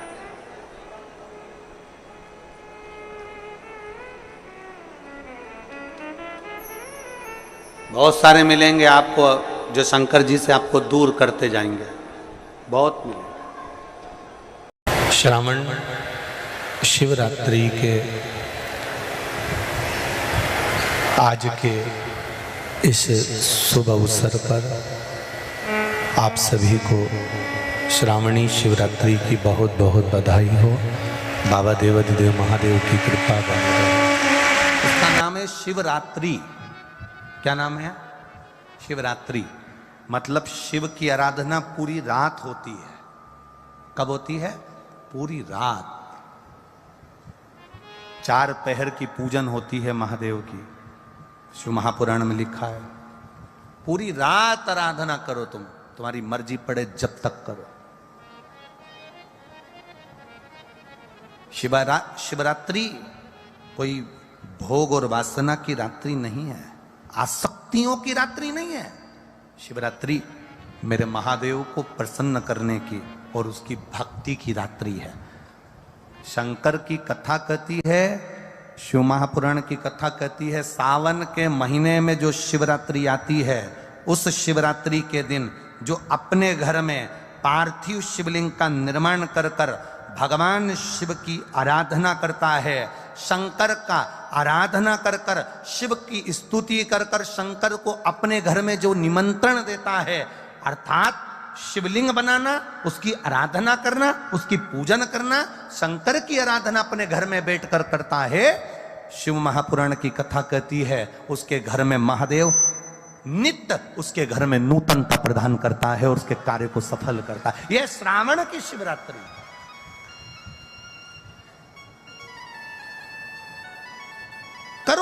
रात्रि में भजन उसका, करो रात्रि में स्मरण उसका, 9 बजे से 10 बजे तक करो उसकी आराधना, मुख से बोलते रहना। अनुष्ठान में अगर यहां पंडित जी जब अनुष्ठान कराएंगे, पूजन कराएंगे, तब आपको कुछ ना आए, उस समय पर आप केवल एक उच्चारण करते रहना, या तो नमः शिवाय या ओम नमः शिवाय, ना बन सके तो श्री शिवाय नमस्तुभ्यम बोलते रहना। शंकर का गुणगान करते रहो, श्री शिवाय नमस्तुभ्यम। मैं शिव आपको नमन करता हूं, प्रणाम करता हूं। कुछ नहीं है मेरे पास, क्या दूं मैं आपको? दुनिया के लोग दूध चढ़ाकर सोचते हो कि बहुत बड़ा काम कर रहे हैं, पर भक्त जो होता है ना, वो अपने दोष शंकर को दिखा देता है, अपने दोष शिव को दिखा देता है। भक्त, सच्चा भक्त अपने दोष दिखाएगा भगवान को, सच्चा भक्त।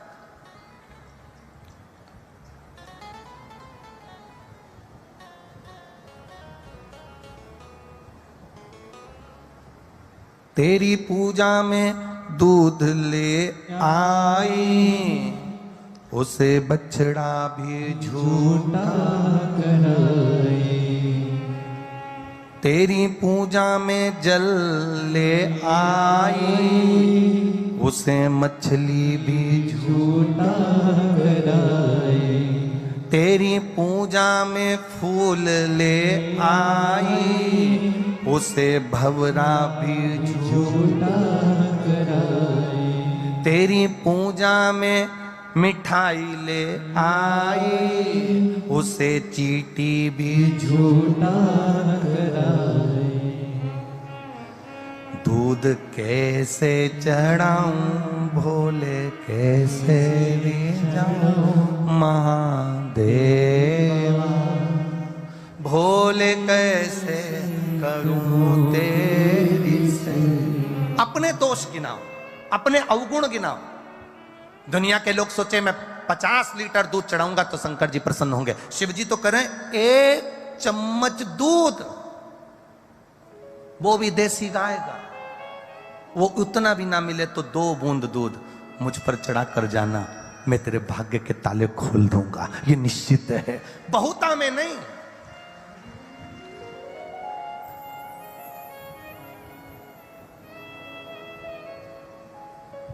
एक बार एक डॉक्टर साहब, बड़े बड़े विद्वान डॉक्टर, बड़े विद्वान,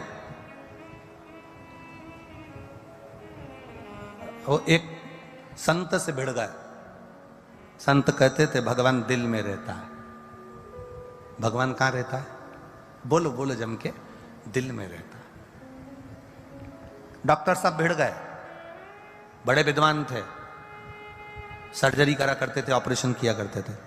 एक दिन डॉक्टर साहब ने संत से आकर कहा, क्यों फालतू के प्रवचन देते हो, फालतू की चीजें बोलते हो? ये कोई बोलने वाली बात है कि भगवान दिल में रहता है? मैंने हार्ट के कम से कम 500 ऑपरेशन करे, एक भी हार्ट के अंदर, एक भी दिल के अंदर मुझे भोलेनाथ नहीं मिले। डॉक्टर कह रहा है, ए पंडित, ए संत, साधु, सन्यासी, तपस्वी, साधक, उपासक, क्यों झूठ बोल रहे हो? इतनी बड़ी बड़ी व्यासपीठ पर बैठते हो, प्रवचन देते हो, क्यों झूठ बोल रहे हो कि भगवान दिल में रहता है, हृदय में रहता है, हार्ट में रहता है? मैंने 500 ऑपरेशन करे, 500 सर्जरी करी, देश में विदेश में जाकर, इतने दिल खोले, इतने हार्ट खोले, एक हार्ट में मुझे महादेव नहीं मिले, दिल में कहीं मुझे महादेव नहीं मिले, फिर क्यों झूठा प्रवचन देते हो? संत ने कहा, उत्तर में दूंगा, पहले जाओ, सामने गाय बंधी है, उस गाय का दूध निकाल के लाओ। संत गए गाय का दूध निकालने के लिए, गाय के थन को हाथ लगा लिया, खींचा, तो भी गाय ने दूध नहीं दिया। खूब मेहनत कर ली, आधा 1 घंटा मशक्कत कर ली डॉक्टर ने, पर गाय ने दूध नहीं दिया। संत ने पूछा, डॉक्टर साहब गाय ने दूध दे दिया कि नहीं दिया? अब एक काम करो, सामने बछड़ा है छोटा सा, उस बछड़े को खोलो, वो अपनी माँ के पास जाएगा, माँ को मुख लगाएगा, उसके बाद बछड़े को हटाना, फिर दूध लेना। बछड़ा खोला, दौड़कर अपनी माँ के पास गया, गाय के थन को बछड़े ने दूध पीना चालू करा, बछड़े को हटाया और दूध निकालना चालू करा तो भगोनी भरकर डॉक्टर दूध निकाल कर लेकर आ गया। भगोनी भरकर, बाल्टी भरकर डॉक्टर दूध लेकर आया। संत ने पूछा, डॉक्टर साहब दूध निकाल रहा है? हाँ। पहले निकाला क्यों नहीं आया, अब निकाला कैसे आ गया? पता नहीं, पहले निकाला, खूब मशक्कत करी, एक बूंद दूध नहीं निकला। बछड़े को छोड़ा, बछड़ा उसकी माँ के पास गया और जाते के बाद जो दूध निकाला, दूध बाल्टी भरकर प्राप्त हो गया। बस डॉक्टर, भगवान दूध की तरह है, मिलने को तैयार हो जाता है, पहले इस दिल को भगवान तक छोड़ना तो पड़ता है, तब दूध निकलता है, तब परमात्मा मिलता है। भगवान को पाने का तरीका है, पहले आप अपने मन को तो छोड़ो परमात्मा के लिए, उसकी चिदानंद वृत्ति तक तो पहुंचो। दिखावट की जिंदगी से, सजावट की जिंदगी से और बनावट की जिंदगी से दूर हो जाओ कि मैं सारे स्त्रोत जानता हूं, मुझे सारे मंत्र आते हैं, मुझे सारी विद्या आती है, मैं सब जानता हूं, मुझे ये आता है, मुझे वो आता है। जितने भी लोग अभिषेक करने के लिए अपने अपने घर पर बैठे हैं, लाखों करोड़ों लोग कल अभिषेक करेंगे। आपसे निवेदन है, अभिषेक करते समय तुम कितने बड़े विद्वान हो उससे कोई मतलब नहीं होना चाहिए। पंडित जी मंत्र बोल रहा है, साधना करा रहा है, उससे मतलब नहीं। तुम्हारी चित्त वृत्ति शंकर से जुड़ी होना चाहिए, यह दिल परमात्मा में लगा हुआ होना चाहिए। तुम्हें यह विश्वास होना चाहिए कि मैं पार्थिव शिवलिंग का निर्माण कर रही हूं, मैंने पार्थिव शिवलिंग बनाया है, उसकी पूजन कर रही हूं, मतलब मेरा महादेव मेरे दुख हरने के लिए मेरे घर आया है और मेरा दुख कटेगा, ये निश्चित है, वो काट कर रहेगा। अकाल मृत्यु वो मरे जो काम करे चंडाल का, काल उसका क्या बिगाड़े जो भक्त हो महा काल का। मेरा शिव मेरे दुख हरेगा, मेरा शंकर मेरा काल हरेगा, मेरा शिव मेरे सम्मुख में आएगा। कई लोग कहेंगे आधी रात को अभिषेक करोगे, कोई कहेगा दिन में अभिषेक करोगे, कोई कहेगा रात्रि को अभिषेक करोगे। काल और महाकाल, बोलो जम के, कौन कौन? काल, काल मतलब समय, और महाकाल, ये दोनों ध्यान रखना। काल और महाकाल, इन दोनों का कोई समय नहीं होता। व्यक्ति क्या अपने घर वालों से कहकर जाता है कि मैं अभी 15 मिनट बाद मरूंगा? बोलो जम के बोलो। समय है मरने का। मृत्यु की कोई घड़ी होती है? मृत्यु का कोई समय होता है? मौत का कोई समय होता है? काल का कोई समय होता है? काल का कोई समय नहीं होता। उसी तरह मेरे महाकाल के भजन का कोई समय नहीं होता। तुम्हारी मर्जी पड़े तब करिए, तुम्हारी मर्जी पड़े तब शिव का स्मरण करिए, क्योंकि काल और महाकाल इनके समय को नहीं देखा जाता।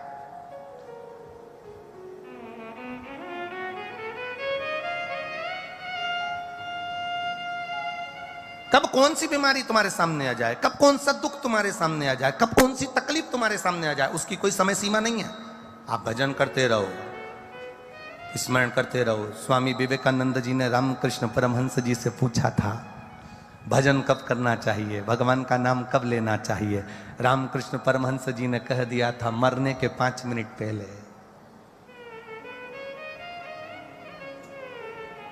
स्वामी विवेकानंद जी ने कहा था भगवान का भजन कब करना चाहिए, रामकृष्ण परमहंस जी ने कहा था मरने के 5 मिनट पहले, मरने के 2 मिनट पहले। रामकृष्ण परमहंस जी ने जैसे कहा, स्वामी विवेकानंद जी ने कहा मरने के 2 मिनट पहले। हाँ, तो ये कैसे मालूम पड़ेगा कि मरेंगे कब? तो रामकृष्ण परमहंस जी कहने लगे जब तुम्हें मालूम ही नहीं मरोगे कब, तो हर 2 मिनट में भजन करते रहो, कभी भी मर जाओ, ठिकाना किसको मालूम।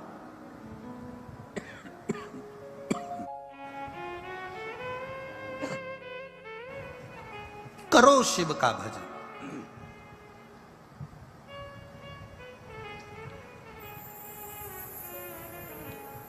हम दिल से उसको पुकारेंगे, वो दिल से आता है।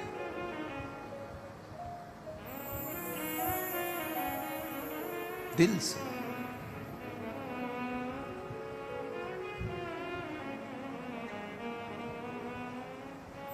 ज्यादा शक्कर शरीर को खराब कर देती है। बोलो सही है?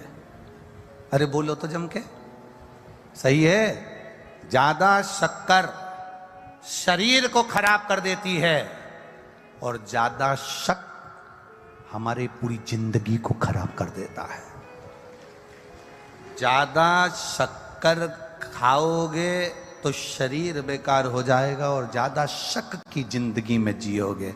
मेरी सास ने ना जाने क्या कह दिया मेरे पति से, ना जाने पति ने क्या कह दिया अपनी बहन से, शक में जिंदगी जी रहे हो। भाई ने ना जाने अपने भाई से क्या कह दिया, तुम्हारी मम्मी ने तुम्हारे छोटे भाई से ना जाने क्या कह दिया, उन्होंने ना जाने उनसे क्या कह दिया। दो जनी बात कर रहे हैं तो शंका चालू हो गई, पति पत्नी बात करें तो शंका चालू हो जाए, भाई भाई बात करे तो शंका चालू हो जाए। शक्कर शरीर खराब कर देती है, शक जिंदगी खराब कर देता है। माता सती की जिंदगी में एक छोटा सा शक आ गया, क्या ये राम है?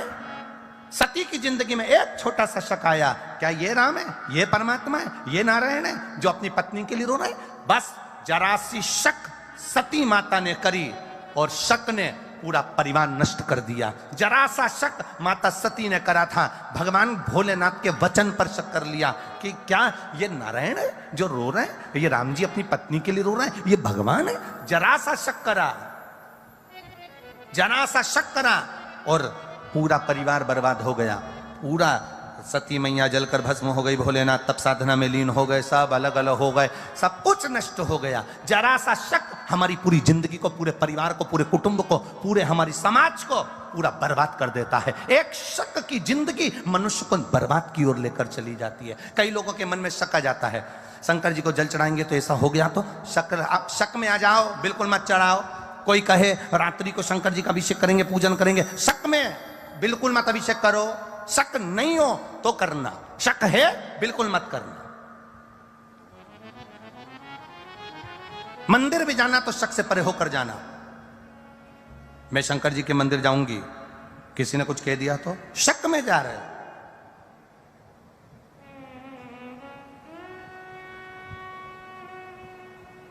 कथा में बैठे हो, कोई तुमको देख रहा है तो तुमने कह दिया, बताओ मुझे घूर घूर के देख रहा है, शक। जब तू कथा में गई तो तेरा ध्यान कथा में होना चाहिए, तू उसको देखी काहे को, कौन तुझे घूर कर देख रहा है? शक जीवन नष्ट कर देता है। शक्कर वो कितनी बड़ी बात की, वो एक गरीब आदमी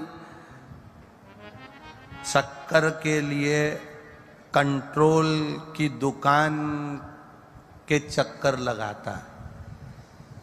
कंट्रोल जानते ना?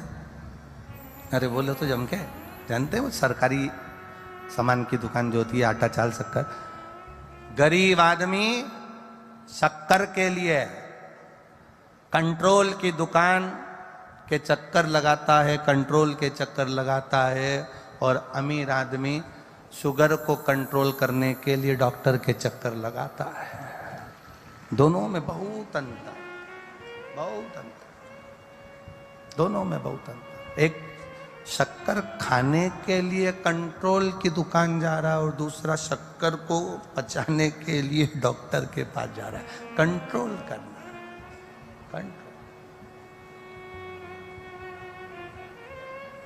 शंका से दूर हो जाओ, दूर। कई लोग होते हैं, एक बुजुर्ग व्यक्ति रेल में सफर कर रहा था, ट्रेन में जा रहा था, बेचारा सीधा साधा था। कुछ पढ़े लिखे लड़के ट्रेन में चढ़ गए। चढ़ते से लड़कों ने विचार करा, यहाँ लिखा है चेन खींचने पर 1 साल की सजा या 2000 रुपये जुर्माना। क्या करना है? अपन ने तो आज तक खींच के नहीं देखी ट्रेन की चेन। तो दूसरा बोला खींच लो, क्या जा रहा है? तो 2000 रुपये कहाँ से आएंगे? चारों मित्रों ने कहा 500 इकट्ठे करो, 2000 दे देंगे। चारों ने 500 इकट्ठे करके जेब में रखे, चेन खींच दी। टीसी आए, उतनी देर में एक बोला, एक काम करना, अगर टीसी पूछे कि चेन किसने खींची तो ये डोकरे का नाम लगा देना, ये बूढ़े व्यक्ति का नाम लगा। चेन खींची, टीसी आया, पुलिस वाला आया और उन्होंने पूछा चेन किसने खींची? चारों लड़कों ने कहा ये बूढ़े आदमी ने खींची, ये डोकरे ने खींची, ये बूढ़े बुजुर्ग ने खींची। डोकरे से पूछा बूढ़े आदमी से, तुमने चेन खींची? हाँ। क्यों चेन खींची? इन चारों ने मेरे 2000 रुपए ले लिए।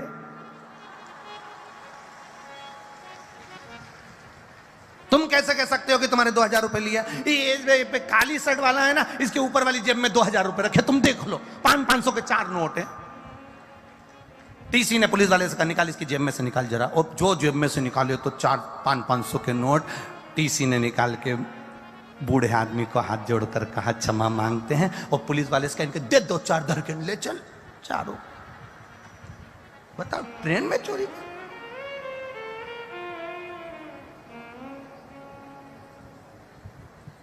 अरे ओल्ड इज गोल्ड। आज के जमाने में लोग ओल्ड को, बूढ़े आदमी को अच्छा नहीं समझते। आज के जमाने में लोग बुजुर्गों को ये समझते इनमें अक्ल नहीं है, पर ओल्ड इज गोल्ड। बुजुर्ग एक लड़के की शादी नहीं हो रही थी, बड़ी मुश्किल से शादी हुई। लड़की वालों ने शर्त रख दी, शादी में कोई बुढ़ा नहीं आना चाहिए। अब उनके जो फूफा जी थे वो बुजुर्ग थे, और फूफा जिद्दी भी बहुत होते। उन्हें कह दिया शादी में तो मैं जाऊंगा चाहे कुछ भी हो जाए। तो बुढ़ा नहीं जाना है तो क्या मैं बुढ़ा हूं क्या, मैं तो जाऊंगा। अरे फूफा जी तुम 75 साल के बुजुर्ग तो है ना। नहीं मैं तो जाऊंगा, गाड़ी में मुझे काम करो, मिठाई के डब्बे में भर के ले जाओ। अब इतना बड़ा मिठाई का खोखा, उसके अंदर उनको फूफा जी को ले गए, और शादी में बारात में पहुंच गए। तो लड़की वालों ने कहा जरा देखो बारात के अंदर कोई बुढ़ा तो नहीं आया। जो देखा तो बारात में कोई बुढ़ा नहीं है साहब। तो क्या ठीक है बारात को आन दो। बारात सज धज के दरवाजे पर पहुंची। जो दरवाजे पर दूल्हे की सास ने आरती उतारी, वहीं पर दुल्हन का पिता बोला लड़का अंदर जब आएगा, भावर जब होगी, फेरे जब होंगे, जब हमारे गांव की नदी में दूध भर दिया जाए। अब सब बाराती वापिस बस में आके बैठ गए, जाने लगे। तो फूफा जी खोखे को बजाते बजाते पूछे कहां चल रही है, 15 मिनट में शादी, वापिस शादी हो गई? कि कहीं नहीं हो रही। क्यों? लड़की का बाप बहुत बेकार है, बहुत बेकार। उसने फिर एक शर्त रख दी, गांव की नदी में दूध भरोगे तो लड़की की शादी करेंगे। तो इतने में फूफा जी बोले कौन सी टेंशन की बात है, बारात लेकर वापिस मत जाओ, लड़की के बाप से कह दो तुम पानी खाली कर दो, हम दूध भर देंगे।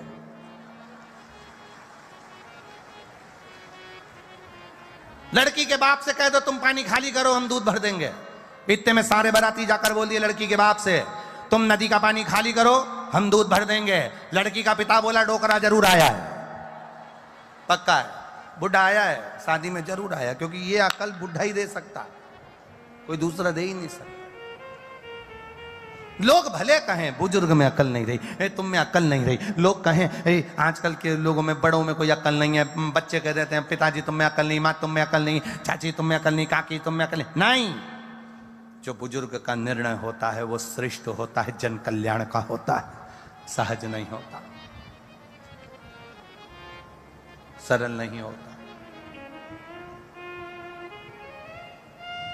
शक से दूर हो जाओ। शक्कर हमारे शरीर को खराब कर देती है, और शक हमारी जिंदगी को खराब कर देता है, हमारे परिवार को बर्बाद कर देता है। शक। एक पत्नी पति पर शक करती रहे, पूरा घर बर्बाद हो जाएगा।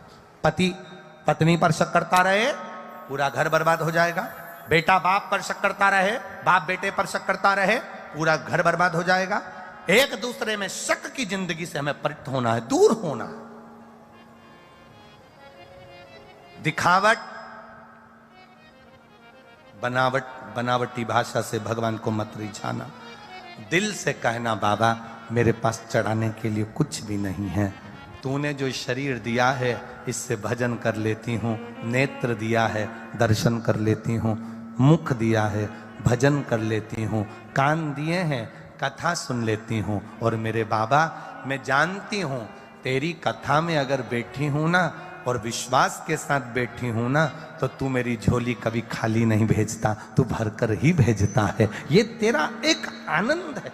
एक पत्र आया है देखो,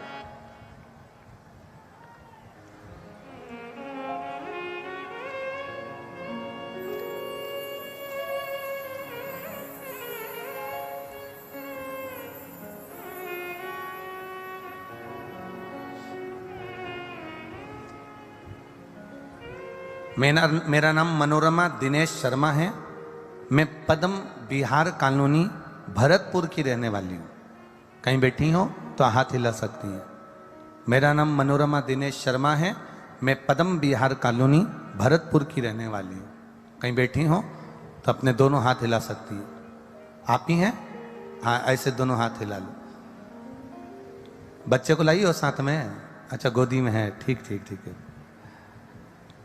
मैं शिव की महिमा का क्या वर्णन करूं गुरुदेव। मेरी 2 बेटियां हैं, एक 14 साल की, एक 12 वर्ष की। महाराज मैंने 2 बेटियों को जन्म दिया, पर दुनिया के लोगों ने ताने देना बंद नहीं किया। इतना अपशब्द कहते थे, इतना अपशब्द कहते थे, गुरुजी बेटे को नहीं जान सकते। हमारा कहना है बेटी और बेटा एक ही होते हैं। बेटे को जन्म नहीं दे पाई मैं। मेरे 2 बेटी 14 और 12 वर्ष की हैं। लोगों ने गलत शब्द कहे, इतना ताना देते थे, मंदिर जाओ तो मंदिर में ताना देते थे, अपशब्द कहते थे, इसका बुढ़ापा कैसे निकलेगा, ये तो ऐसी है, ये तो वैसी है। सुनकर आंखों में जल भर गया गुरुदेव। तभी गुरुदेव आप पत्र पढ़ सकते हो, जो पत्र उस बहन ने लिखा। सावन की शिवरात्रि पिछले वर्ष की गुरुदेव, आपने ऑनलाइन शिव जी का अभिषेक करवाया था। उस अभिषेक को मैंने किया। मेरे घर में महादेव की मैंने पूजन करी। आपने कहा था 1 बेलपत्र उठा लेना और जो मांगो बाबा से वो देता जरूर है। बाबा 1 बेलपत्र रखी और बाबा से प्रार्थना करी कि मेरे घर में 2 बेटी 1 बेटा जरूर देना। शिव की कृपा का क्या वर्णन करूं गुरुदेव। बस अभिषेक पूर्ण हुआ, उसके 20 दिन निकले, गर्भ ठहरा। बाबा की कृपा से 3:33 पर 31 तारीख को एक बेटे ने जन्म लिया और बाबा की कृपा से मैं उसको यहां प्रणाम करने के लिए लेकर आई। उस बच्चे को थोड़ा सा ऊंचा कर दो, क्योंकि भीड़ ज्यादा है ना, यहां तक लाने में उसको समय लगेगा। ऊंचा कर दो थोड़ा सा। हाँ जी, हर हर महादेव। शिव तत्व है, बैठिए। हर हर महादेव। ये ओघड़ी है वो। तेरी कृपा बिना न हिले एक भी अणु, लेते हैं श्वास तेरी कृपा से तनु तनु। बखान क्या करूं मैं राखों के ढेर का, चपटी भभूत में खजाना कुबेर का। हे गंगधार मुक्ति द्वार ओमकार तू, भोले ओमकार तू। आयो शरण तिहारी शंभु तार तार तू। तेरी कृपा।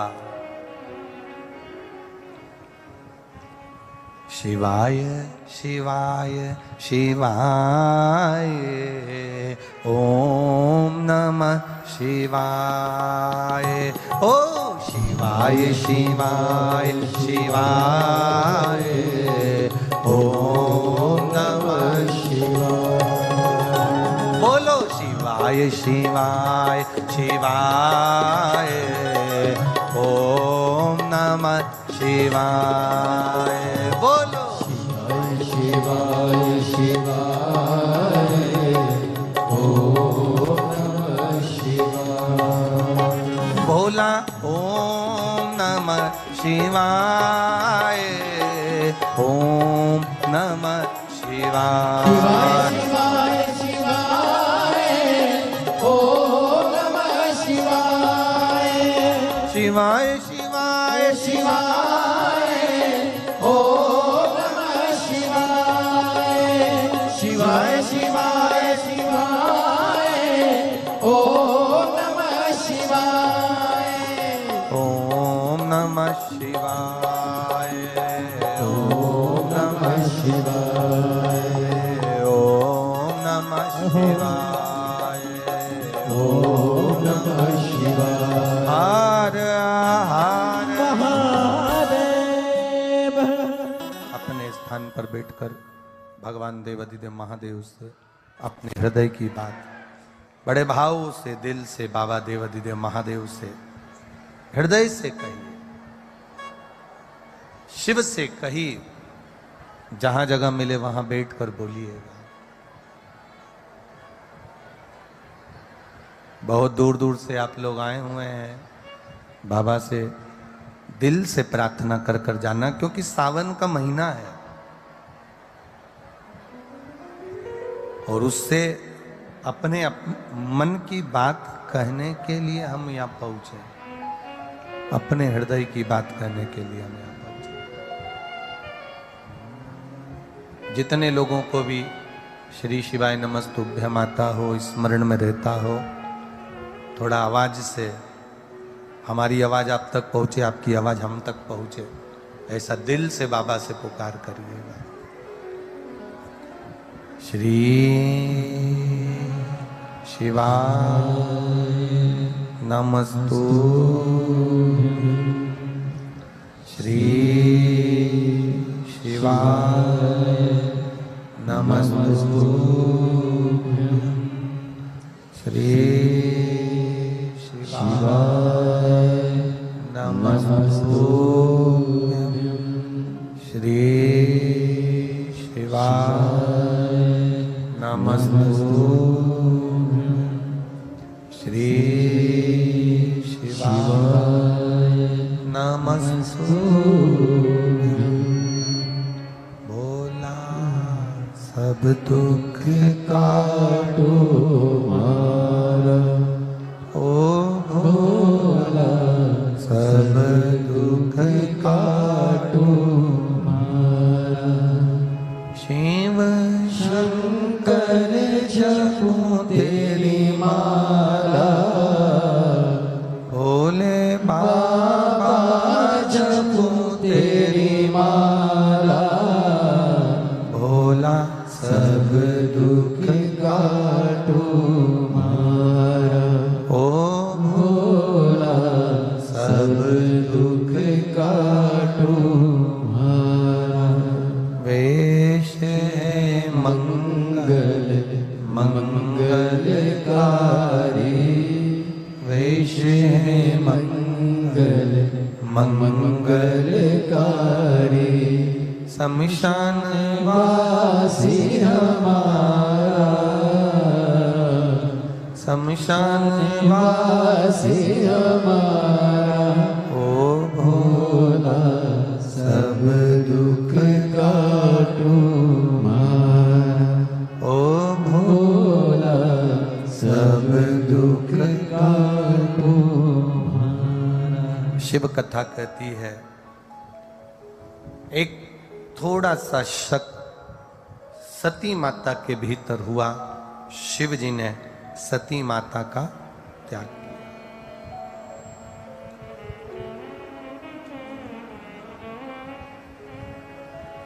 त्याग मां सती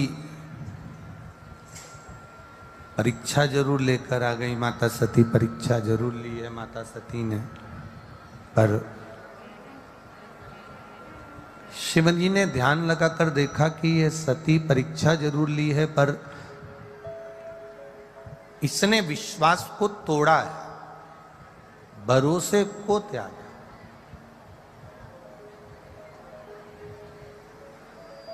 बनावटी जो भाषा होती है, बनावटी जो बातें होती हैं, बनावटी जो भाषा बोली जाती है, वो रिश्ते को तोड़ देती है,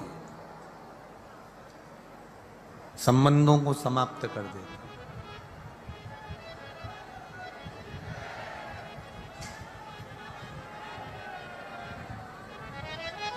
हमारे संबंधों को यदि हमें पक्का रखना है तो हमें दिखावट, बनावट, सजावट से दूर हो जाना। एक बात बहुत अच्छी अपने जीवन में उतारिएगा।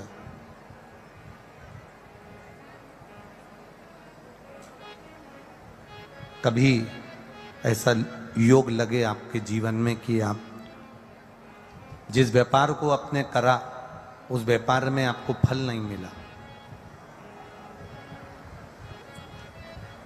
फिर आपने व्यापार चेंज करा, फिर बदल कर देखा, फिर उस व्यापार को कर देखा, उसमें फल नहीं मिला, फिर आपने वापिस व्यापार को बदलने का विचार किया, तो हमारा निवेदन रहेगा उस व्यापार को बदलने से पहले एक काम जरूर कर देखना। 3 स्थान पर बेलपत्र को चढ़ाकर देखिएगा। अगर आपको लगे कि मैंने व्यापार बदल लिया, एक बार बदला, कई लोग ऐसे भी होते हैं जो पैसा इकट्ठा करते हैं, धन एकत्रित करते हैं, और कोई व्यापार ऐसा कर लेते हैं जिस व्यापार में धन चले जाता है तो वो धन वापस नहीं आता महाराज, वो व्यापार का धन वापस नहीं आ पाता। तो बड़े दुखी होता है कि भाई मेरा गया हुआ पैसा नहीं आ रहा, मैं बड़ा कष्ट में हूं, मेरा खुद का ही आ जाए ना तो मैं निहाल हो जाऊं, मेरा अपना ही नहीं आ रहा जो गया हुआ है, तो मैं क्या वर्णन करूं, उसको क्या कहूं। उनके लिए भी ये प्रयोग, ये शिव विद्येश्वर संहिता का ये भाव बड़ा सुंदर है महाराज।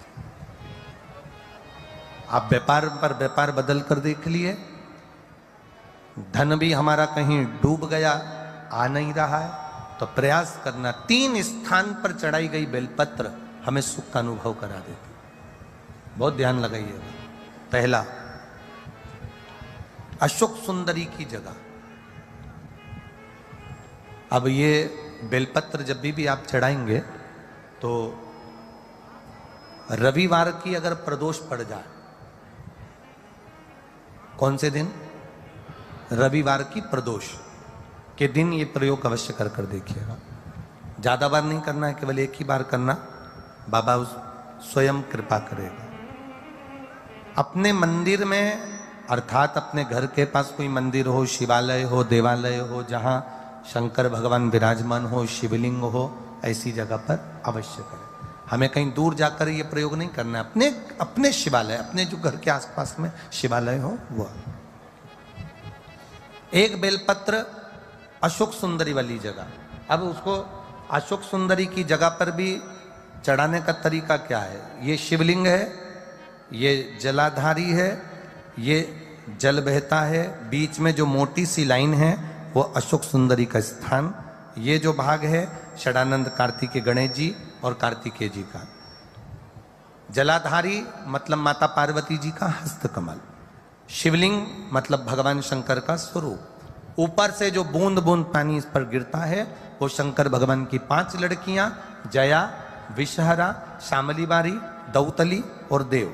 शिव जी की 5 लड़कियां ऊपर, एक लड़की शंकर भगवान की 6 नंबर की अशोक सुंदरी उनके चरणारविंद के पास, उनके गणेश, षडानंद, कार्तिकेय के मध्य में।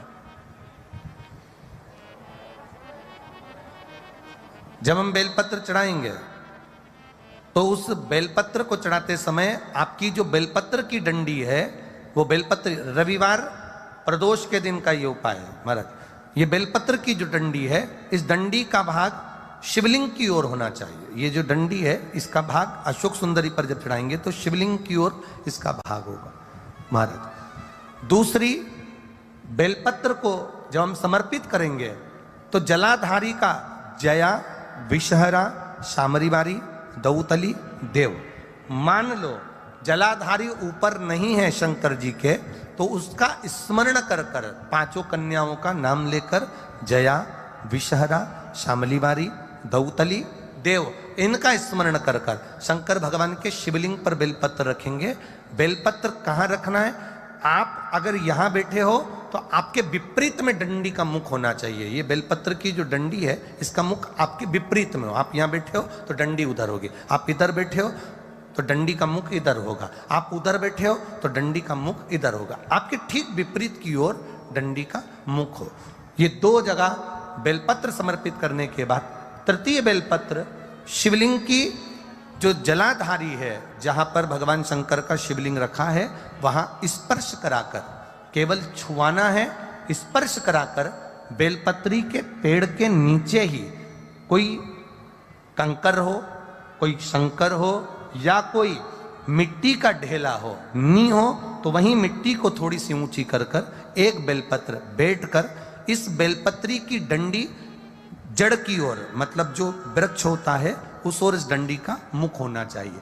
ये 3 रविवार के प्रदोष के दिन शंकर भगवान पर चढ़ाई गई बेलपत्र से हमारा गया हुआ धन भी पुनः आने का रहता है, और हमारा जो व्यापार बार बार बंद हो रहा है, शिव की कृपा से एक बार चालू तो चालू हो ही जाता है। शिव तत्व को जान, और निवेदन है सब भावों से करना है, हृदय, चित्त, आनंद। जो एक पत्र आया है देखिए,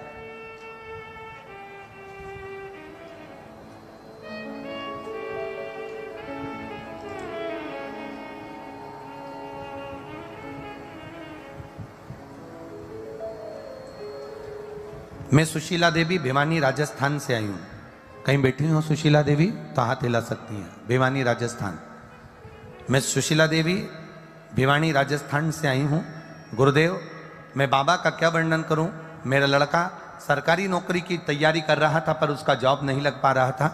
तब मैंने आपकी पंच बेलपत्र का प्रयोग करवाया और पंच बेलपत्र वाला प्रयोग कराया तो बाबा की कृपा से, पशुपतिनाथ की कृपा से मेरे बेटे का सरकारी जॉब लग गया। इसलिए मैं बाबा को यहां प्रणाम करने के लिए आई हूं। यह शिव तत्व है, वो घड़ी है।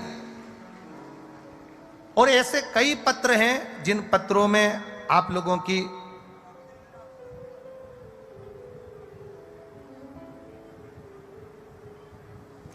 नौकरी के लिए आप लोगों ने बाबा से प्रार्थना करी और इसमें कई पत्र हैं जिनके सबके जॉब बाबा ने लगाए। कितनों का वर्णन करें, कितनों के लिए।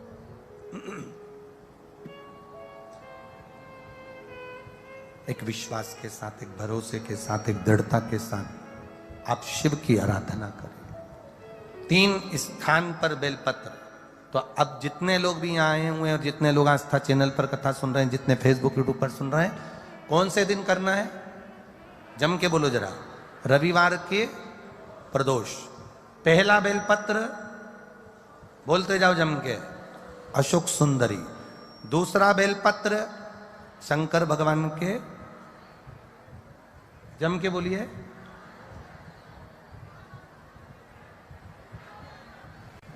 जम के बोलो जरा। दूसरा बेलपत्र शिव लिंग के ऊपर 5 कन्याओं का स्मरण कर कर नाम बोलेंगे सभी। जया, विषहरा, श्यामली बारी, दौतली, देव। ये 5 कन्याओं का स्मरण करके शिवलिंग पर। तीसरा बेलपत्र जलाधारी, जहां शिवलिंग रखा हुआ है उस जलाधारी पर स्पर्श कराकर और वो बेलपत्र का भाग ले जाकर बेलपत्र के वृक्ष के नीचे। अब बेलपत्र के वृक्ष के नीचे ऐसा क्या होता है गुरुजी कि बेलपत्र के वृक्ष के नीचे भी बेलपत्र चढ़ाने का फल मिलता है? ऐसा है क्या? तो महाराज कूर्म पुराण अध्याय 23 कभी ध्यान से पढ़ना उसको। स्कंद पुराण को ध्यान से पढ़ना। कभी मौका मिल जाए तो गर्ग संहिता को स्मरण करिएगा और कभी मौका मिल जाए तो विष्णु पुराण, नारद पुराण का स्मरण करिएगा और कभी मौका मिल जाए अगर हो तो नरसिंह पुराण का भी स्मरण कर कर आप उसमें पढ़ेंगे कि बेलपत्र के पेड़ के नीचे एक बार भगवान नारायण ने लक्ष्मी को सेवा के लिए रोका है। एक बेलपत्र के वृक्ष के नीचे मां लक्ष्मी, मां सरस्वती, मां गायत्री, मां सावित्री, मां अंबा, जगदम्बा, जगद्धात्री, दुर्गा, सारी देवियां, सारे भैरव, सारी भैरवी, सारे देवता उस बेलपत्र के वृक्ष के नीचे रहते हैं। प्रदोष के दिन ये केवल एक सहजता बात नहीं है महाराज। 12 महीने की शिवरात्रि, हर महीने एक शिवरात्रि आती है, 12 महीने प्रदोष आती है और भगवान शंकर का स्वरूप हम लोग जब पूजते हैं, स्मरण करते हैं। हम तो कई बार कह चुके महाराज। इसमें एक पत्र किसी ने भेजा है, उस पत्र में किसी बहन ने लिखा कि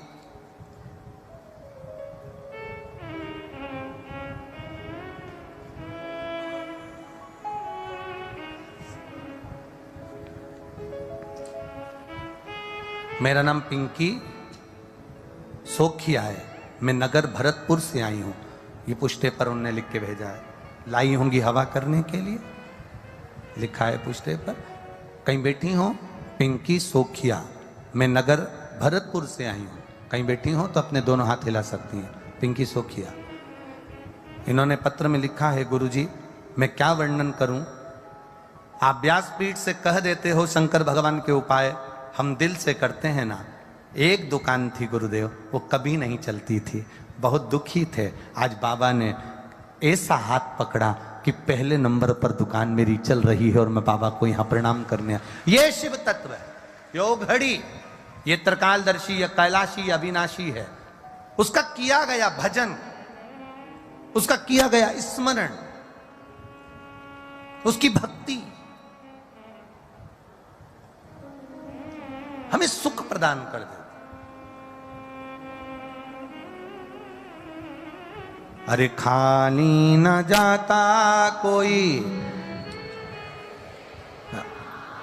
बोलो बोलो जम के, खाली ना जाता कोई, तीनों पंडाल के बोलिए जरा, दर से तुम्हारे मैं भी खड़ी हूँ नन्ही बाहें पसारे, अपने हृदय लगा लो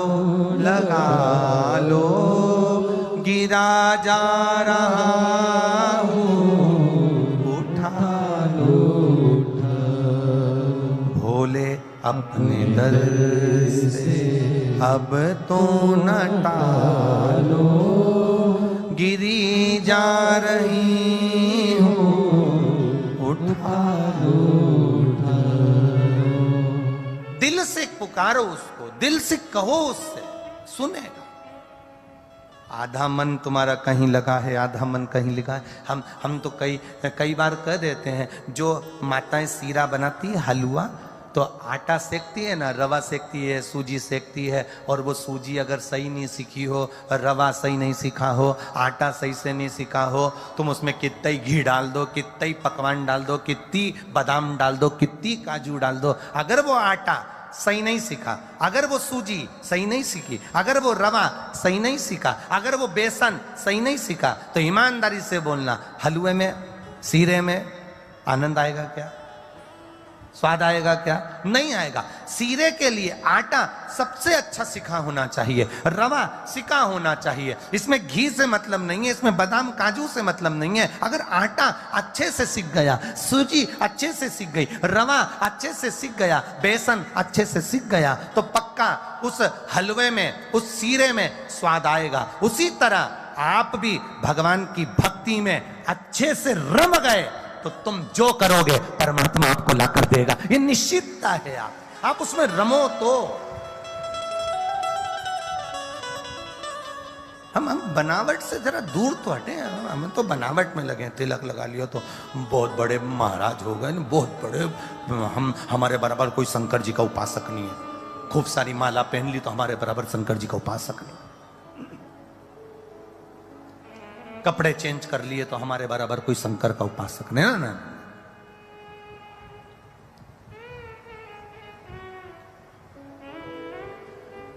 आप थोड़ा दूर हटो इन सब से।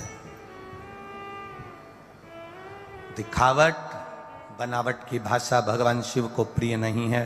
सती मैया ने बनावट की भाषा में आकर एक शब्द कह दिया, मैंने कोई परीक्षा ही नहीं ली। असत्य बोल गई मां।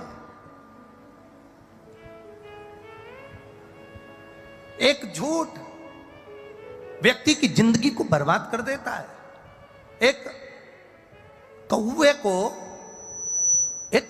को एक हंसनी पसंद आ गई। कौवा उस हंसनी को अपने घर लिया है। अब हंस को बड़ा दुख हुआ। हंस ने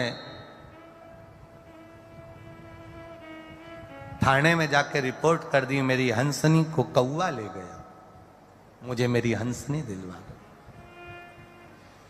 थानेदार ने रिपोर्ट लिख ली, केस चालू हो गया, अदालत में बात पहुंच गई। कौवे को मालूम पड़ा कि हंस ने केस लगाया है हंसनी के लिए और ये अदालत तक पहुंच गई है बात, तो कौवा जज के घर गया और जज के घर जाकर कौवे ने जज साहब से कहा, जज साहब, व्यक्ति की 7 पीढ़ी बैकुंठ में है कि नरक में, या तो कौवा जानता है या ब्राह्मण जानता है। इसलिए श्राद्ध में दोनों की महाप्रसादी होती है, दोनों का भोजन होता है। ब्राह्मण भी जानता है कि 7 पीढ़ी कहां है और कौवा भी जानता है 7 पीढ़ी कहां। मैं आपकी 7 पीढ़ी को देख रहा हूं, आपके दादा परदादा को देख रहा हूं। मैं अगर तुमने मेरा एक काम कर दिया, हंसनी को मेरा बना दिया अदालत में, मैं तुम्हें जीते जी तुम्हारी 7 पीढ़ी से मिला दूंगा जज साहब। बस एक काम तुम्हें करना है, मेरी हंसनी बना देना है। कौआ कहकर चले गया। जज साहब कुर्सी पर बैठ गए। निर्णय चालू हुआ। निर्णय सुनते सुनते जज साहब ने निर्णय दे दिया कि हंसनी हंस की नहीं, हंसनी तो कौए की है। हाहाकार मच गया पूरी अदालत में, यह निर्णय गलत हुआ है। पर बोले तो बोले कौन? निर्णय जज ने दिया है। जज ने निर्णय दिया, हंस रोता हुआ बाहर निकल गया। कौए से जज साहब ने कहा, कौए मैंने तेरा काम कर दिया, हंसनी को तेरा बना दिया, अब तू चल मेरे दादा परदादा से मेरी 7 पीढ़ी से मुझे मिलवा। तूने कहा था जीते जी मिलवाऊंगा। कौआ कहता है मेरे पीछे चलो। कौआ आगे आगे उड़कर चला। जज साहब गाड़ी लेकर पीछे पीछे चले। चलते चलते चलते चलते चलते एक घने जंगल में पहुंच गए। नगर से बाहर, खेड़े से बाहर, शहर से बाहर, गहरी खाई के पास पहुंच गए। कौए ने जज साहब से कहा आओ गाड़ी से बाहर निकलकर। जैसे ही जज गाड़ी से बाहर निकला, बहुत तेज बदबू आ रही थी। जज ने मुख पर रुमाल रखा। रुमाल रखकर कहता है यहाँ कहाँ लेकर आ गया? कौआ कहता है जज साहब आगे तो आओ। जज और आगे आए। एक मरा हुआ कुत्ता पड़ा था। उस मरे हुए कुत्ते के पास में 2 इल्लियां थी, एक सफेद एक काली। उसी समय पर कौए ने कहा जज साहब ये जो 2 इल्ली दिख रही है ये तुम्हारे दादाजी और तुम्हारी दादी जी हैं। कौआ तू तो कहता था मेरे दादा दादी बैकुंठ में, मेरे दादा दादी तो अच्छी जगह पर बैकुंठ में विराजमान है। तू तो मुझे जीते जी मिलवा रहा था, फिर ये नरक में मेरे दादा दादी को, मेरे माता पिता को तू इस नरक में क्यों दिखा रहा है? कौआ कहता है जज साहब जिस समय मैंने कहा था तुम्हारे दादा दादी बैकुंठ में ही थे, पर आपने अपनी कुर्सी पर बैठकर एक निर्णय गलत कर दिया, इसलिए तुम्हारे दादा दादी को नरक में फेंक दिया। एक निर्णय, एक झूठ, एक असत्य, एक अपशब्द तुम्हारी 7 पीढ़ी को उठाकर नरक में पटक देती है। दिन भर तुम मोबाइल पर कितना झूठ बोलते हो, दिन भर तुम कितना झूठ बोलते हो, तो तुम्हारे पूर्वज बैकुंठ में या पितृलोक में नहीं मिलने वाले, यहीं गटर में कहीं पड़े हुए मिलेंगे, उनको ढूंढना तुम। एक झूठ 7 पीढ़ी को नरक में लाकर छोड़ देती है। तो दिन भर में कितना झूठ बोलते हो, कितना कपट करते हो, कितनी बेईमानी की जिंदगी जीते हो। जरा विचार करना कि हमारे पूर्वज क्या बैकुंठ में मिलने वाले हैं? हमारे पूर्वज क्या स्वर्ग में मिलने वाले हैं? एक झूठ 7 पीढ़ी को नरक में पटक देता है।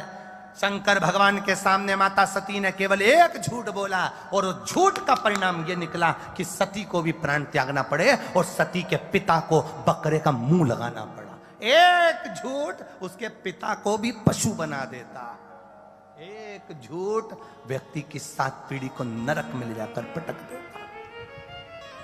और तुम झूठ बोलकर खुश हो रहे, मेरे बराबर कोई अप टू डेट नहीं। दिन भर झूठ बोलो मोबाइल पे, कोई पूछे कहाँ हो तो के दुकान पे लगाओ तो घर पे के तो दुकान पे, यहाँ के हो तो वहाँ के हो तो वहाँ। 24 घंटा झूठ, छल, कपट, प्रपंच की जिंदगी जी रहा है और सोचे कि परमात्मा मेरे दिल की मुराद पूरी कर दे। भगवान के तेरे जैसा कपटी नहीं देखा संसार में। कहाँ आफत में पड़ा? दिल से पुकारो।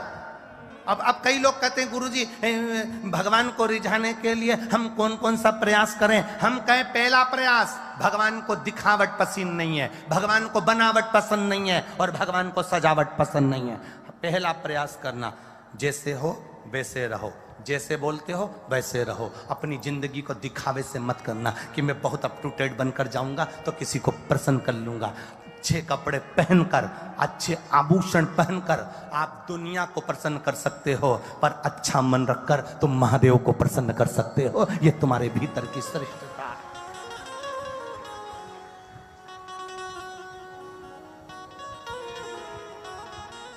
हम परमात्मा को प्रसन्न करने का प्रयास तो करें। अभी कल अभिषेक होगा, कल रात्रि को 9 बजे से 10 बजे तक हम अभिषेक करेंगे। सब अपने अपने घर में पार्थिव शिवलिंग का निर्माण करेंगे। कई ऐसे भी होंगे जिनके भीतर शंका का समाधान नहीं हो पाएगा। करें ना करें, क्या करा जाए? रात्रि का अभिषेक करेंगे ना करेंगे, शिवरात्रि का अभिषेक करें कि ना करें, ऐसा तो नहीं वैसा तो नहीं, तुम अपनी। और कई लोग आपको भड़काने का काम करेंगे कि कैसे भी अभिषेक ना हो, ना करें, और आप उनके कहने में आकर अपनी जिंदगी को फिर 1 साल के लिए पीछे धकल दोगे। फिर मौका ये सावन की शिवरात्रि का नहीं मिल पाएगा, फिर अधूरे रह जाओगे, और वो इंतजार तुम्हारा बना के बना रह जाओ। करो उसकी प्रार्थना।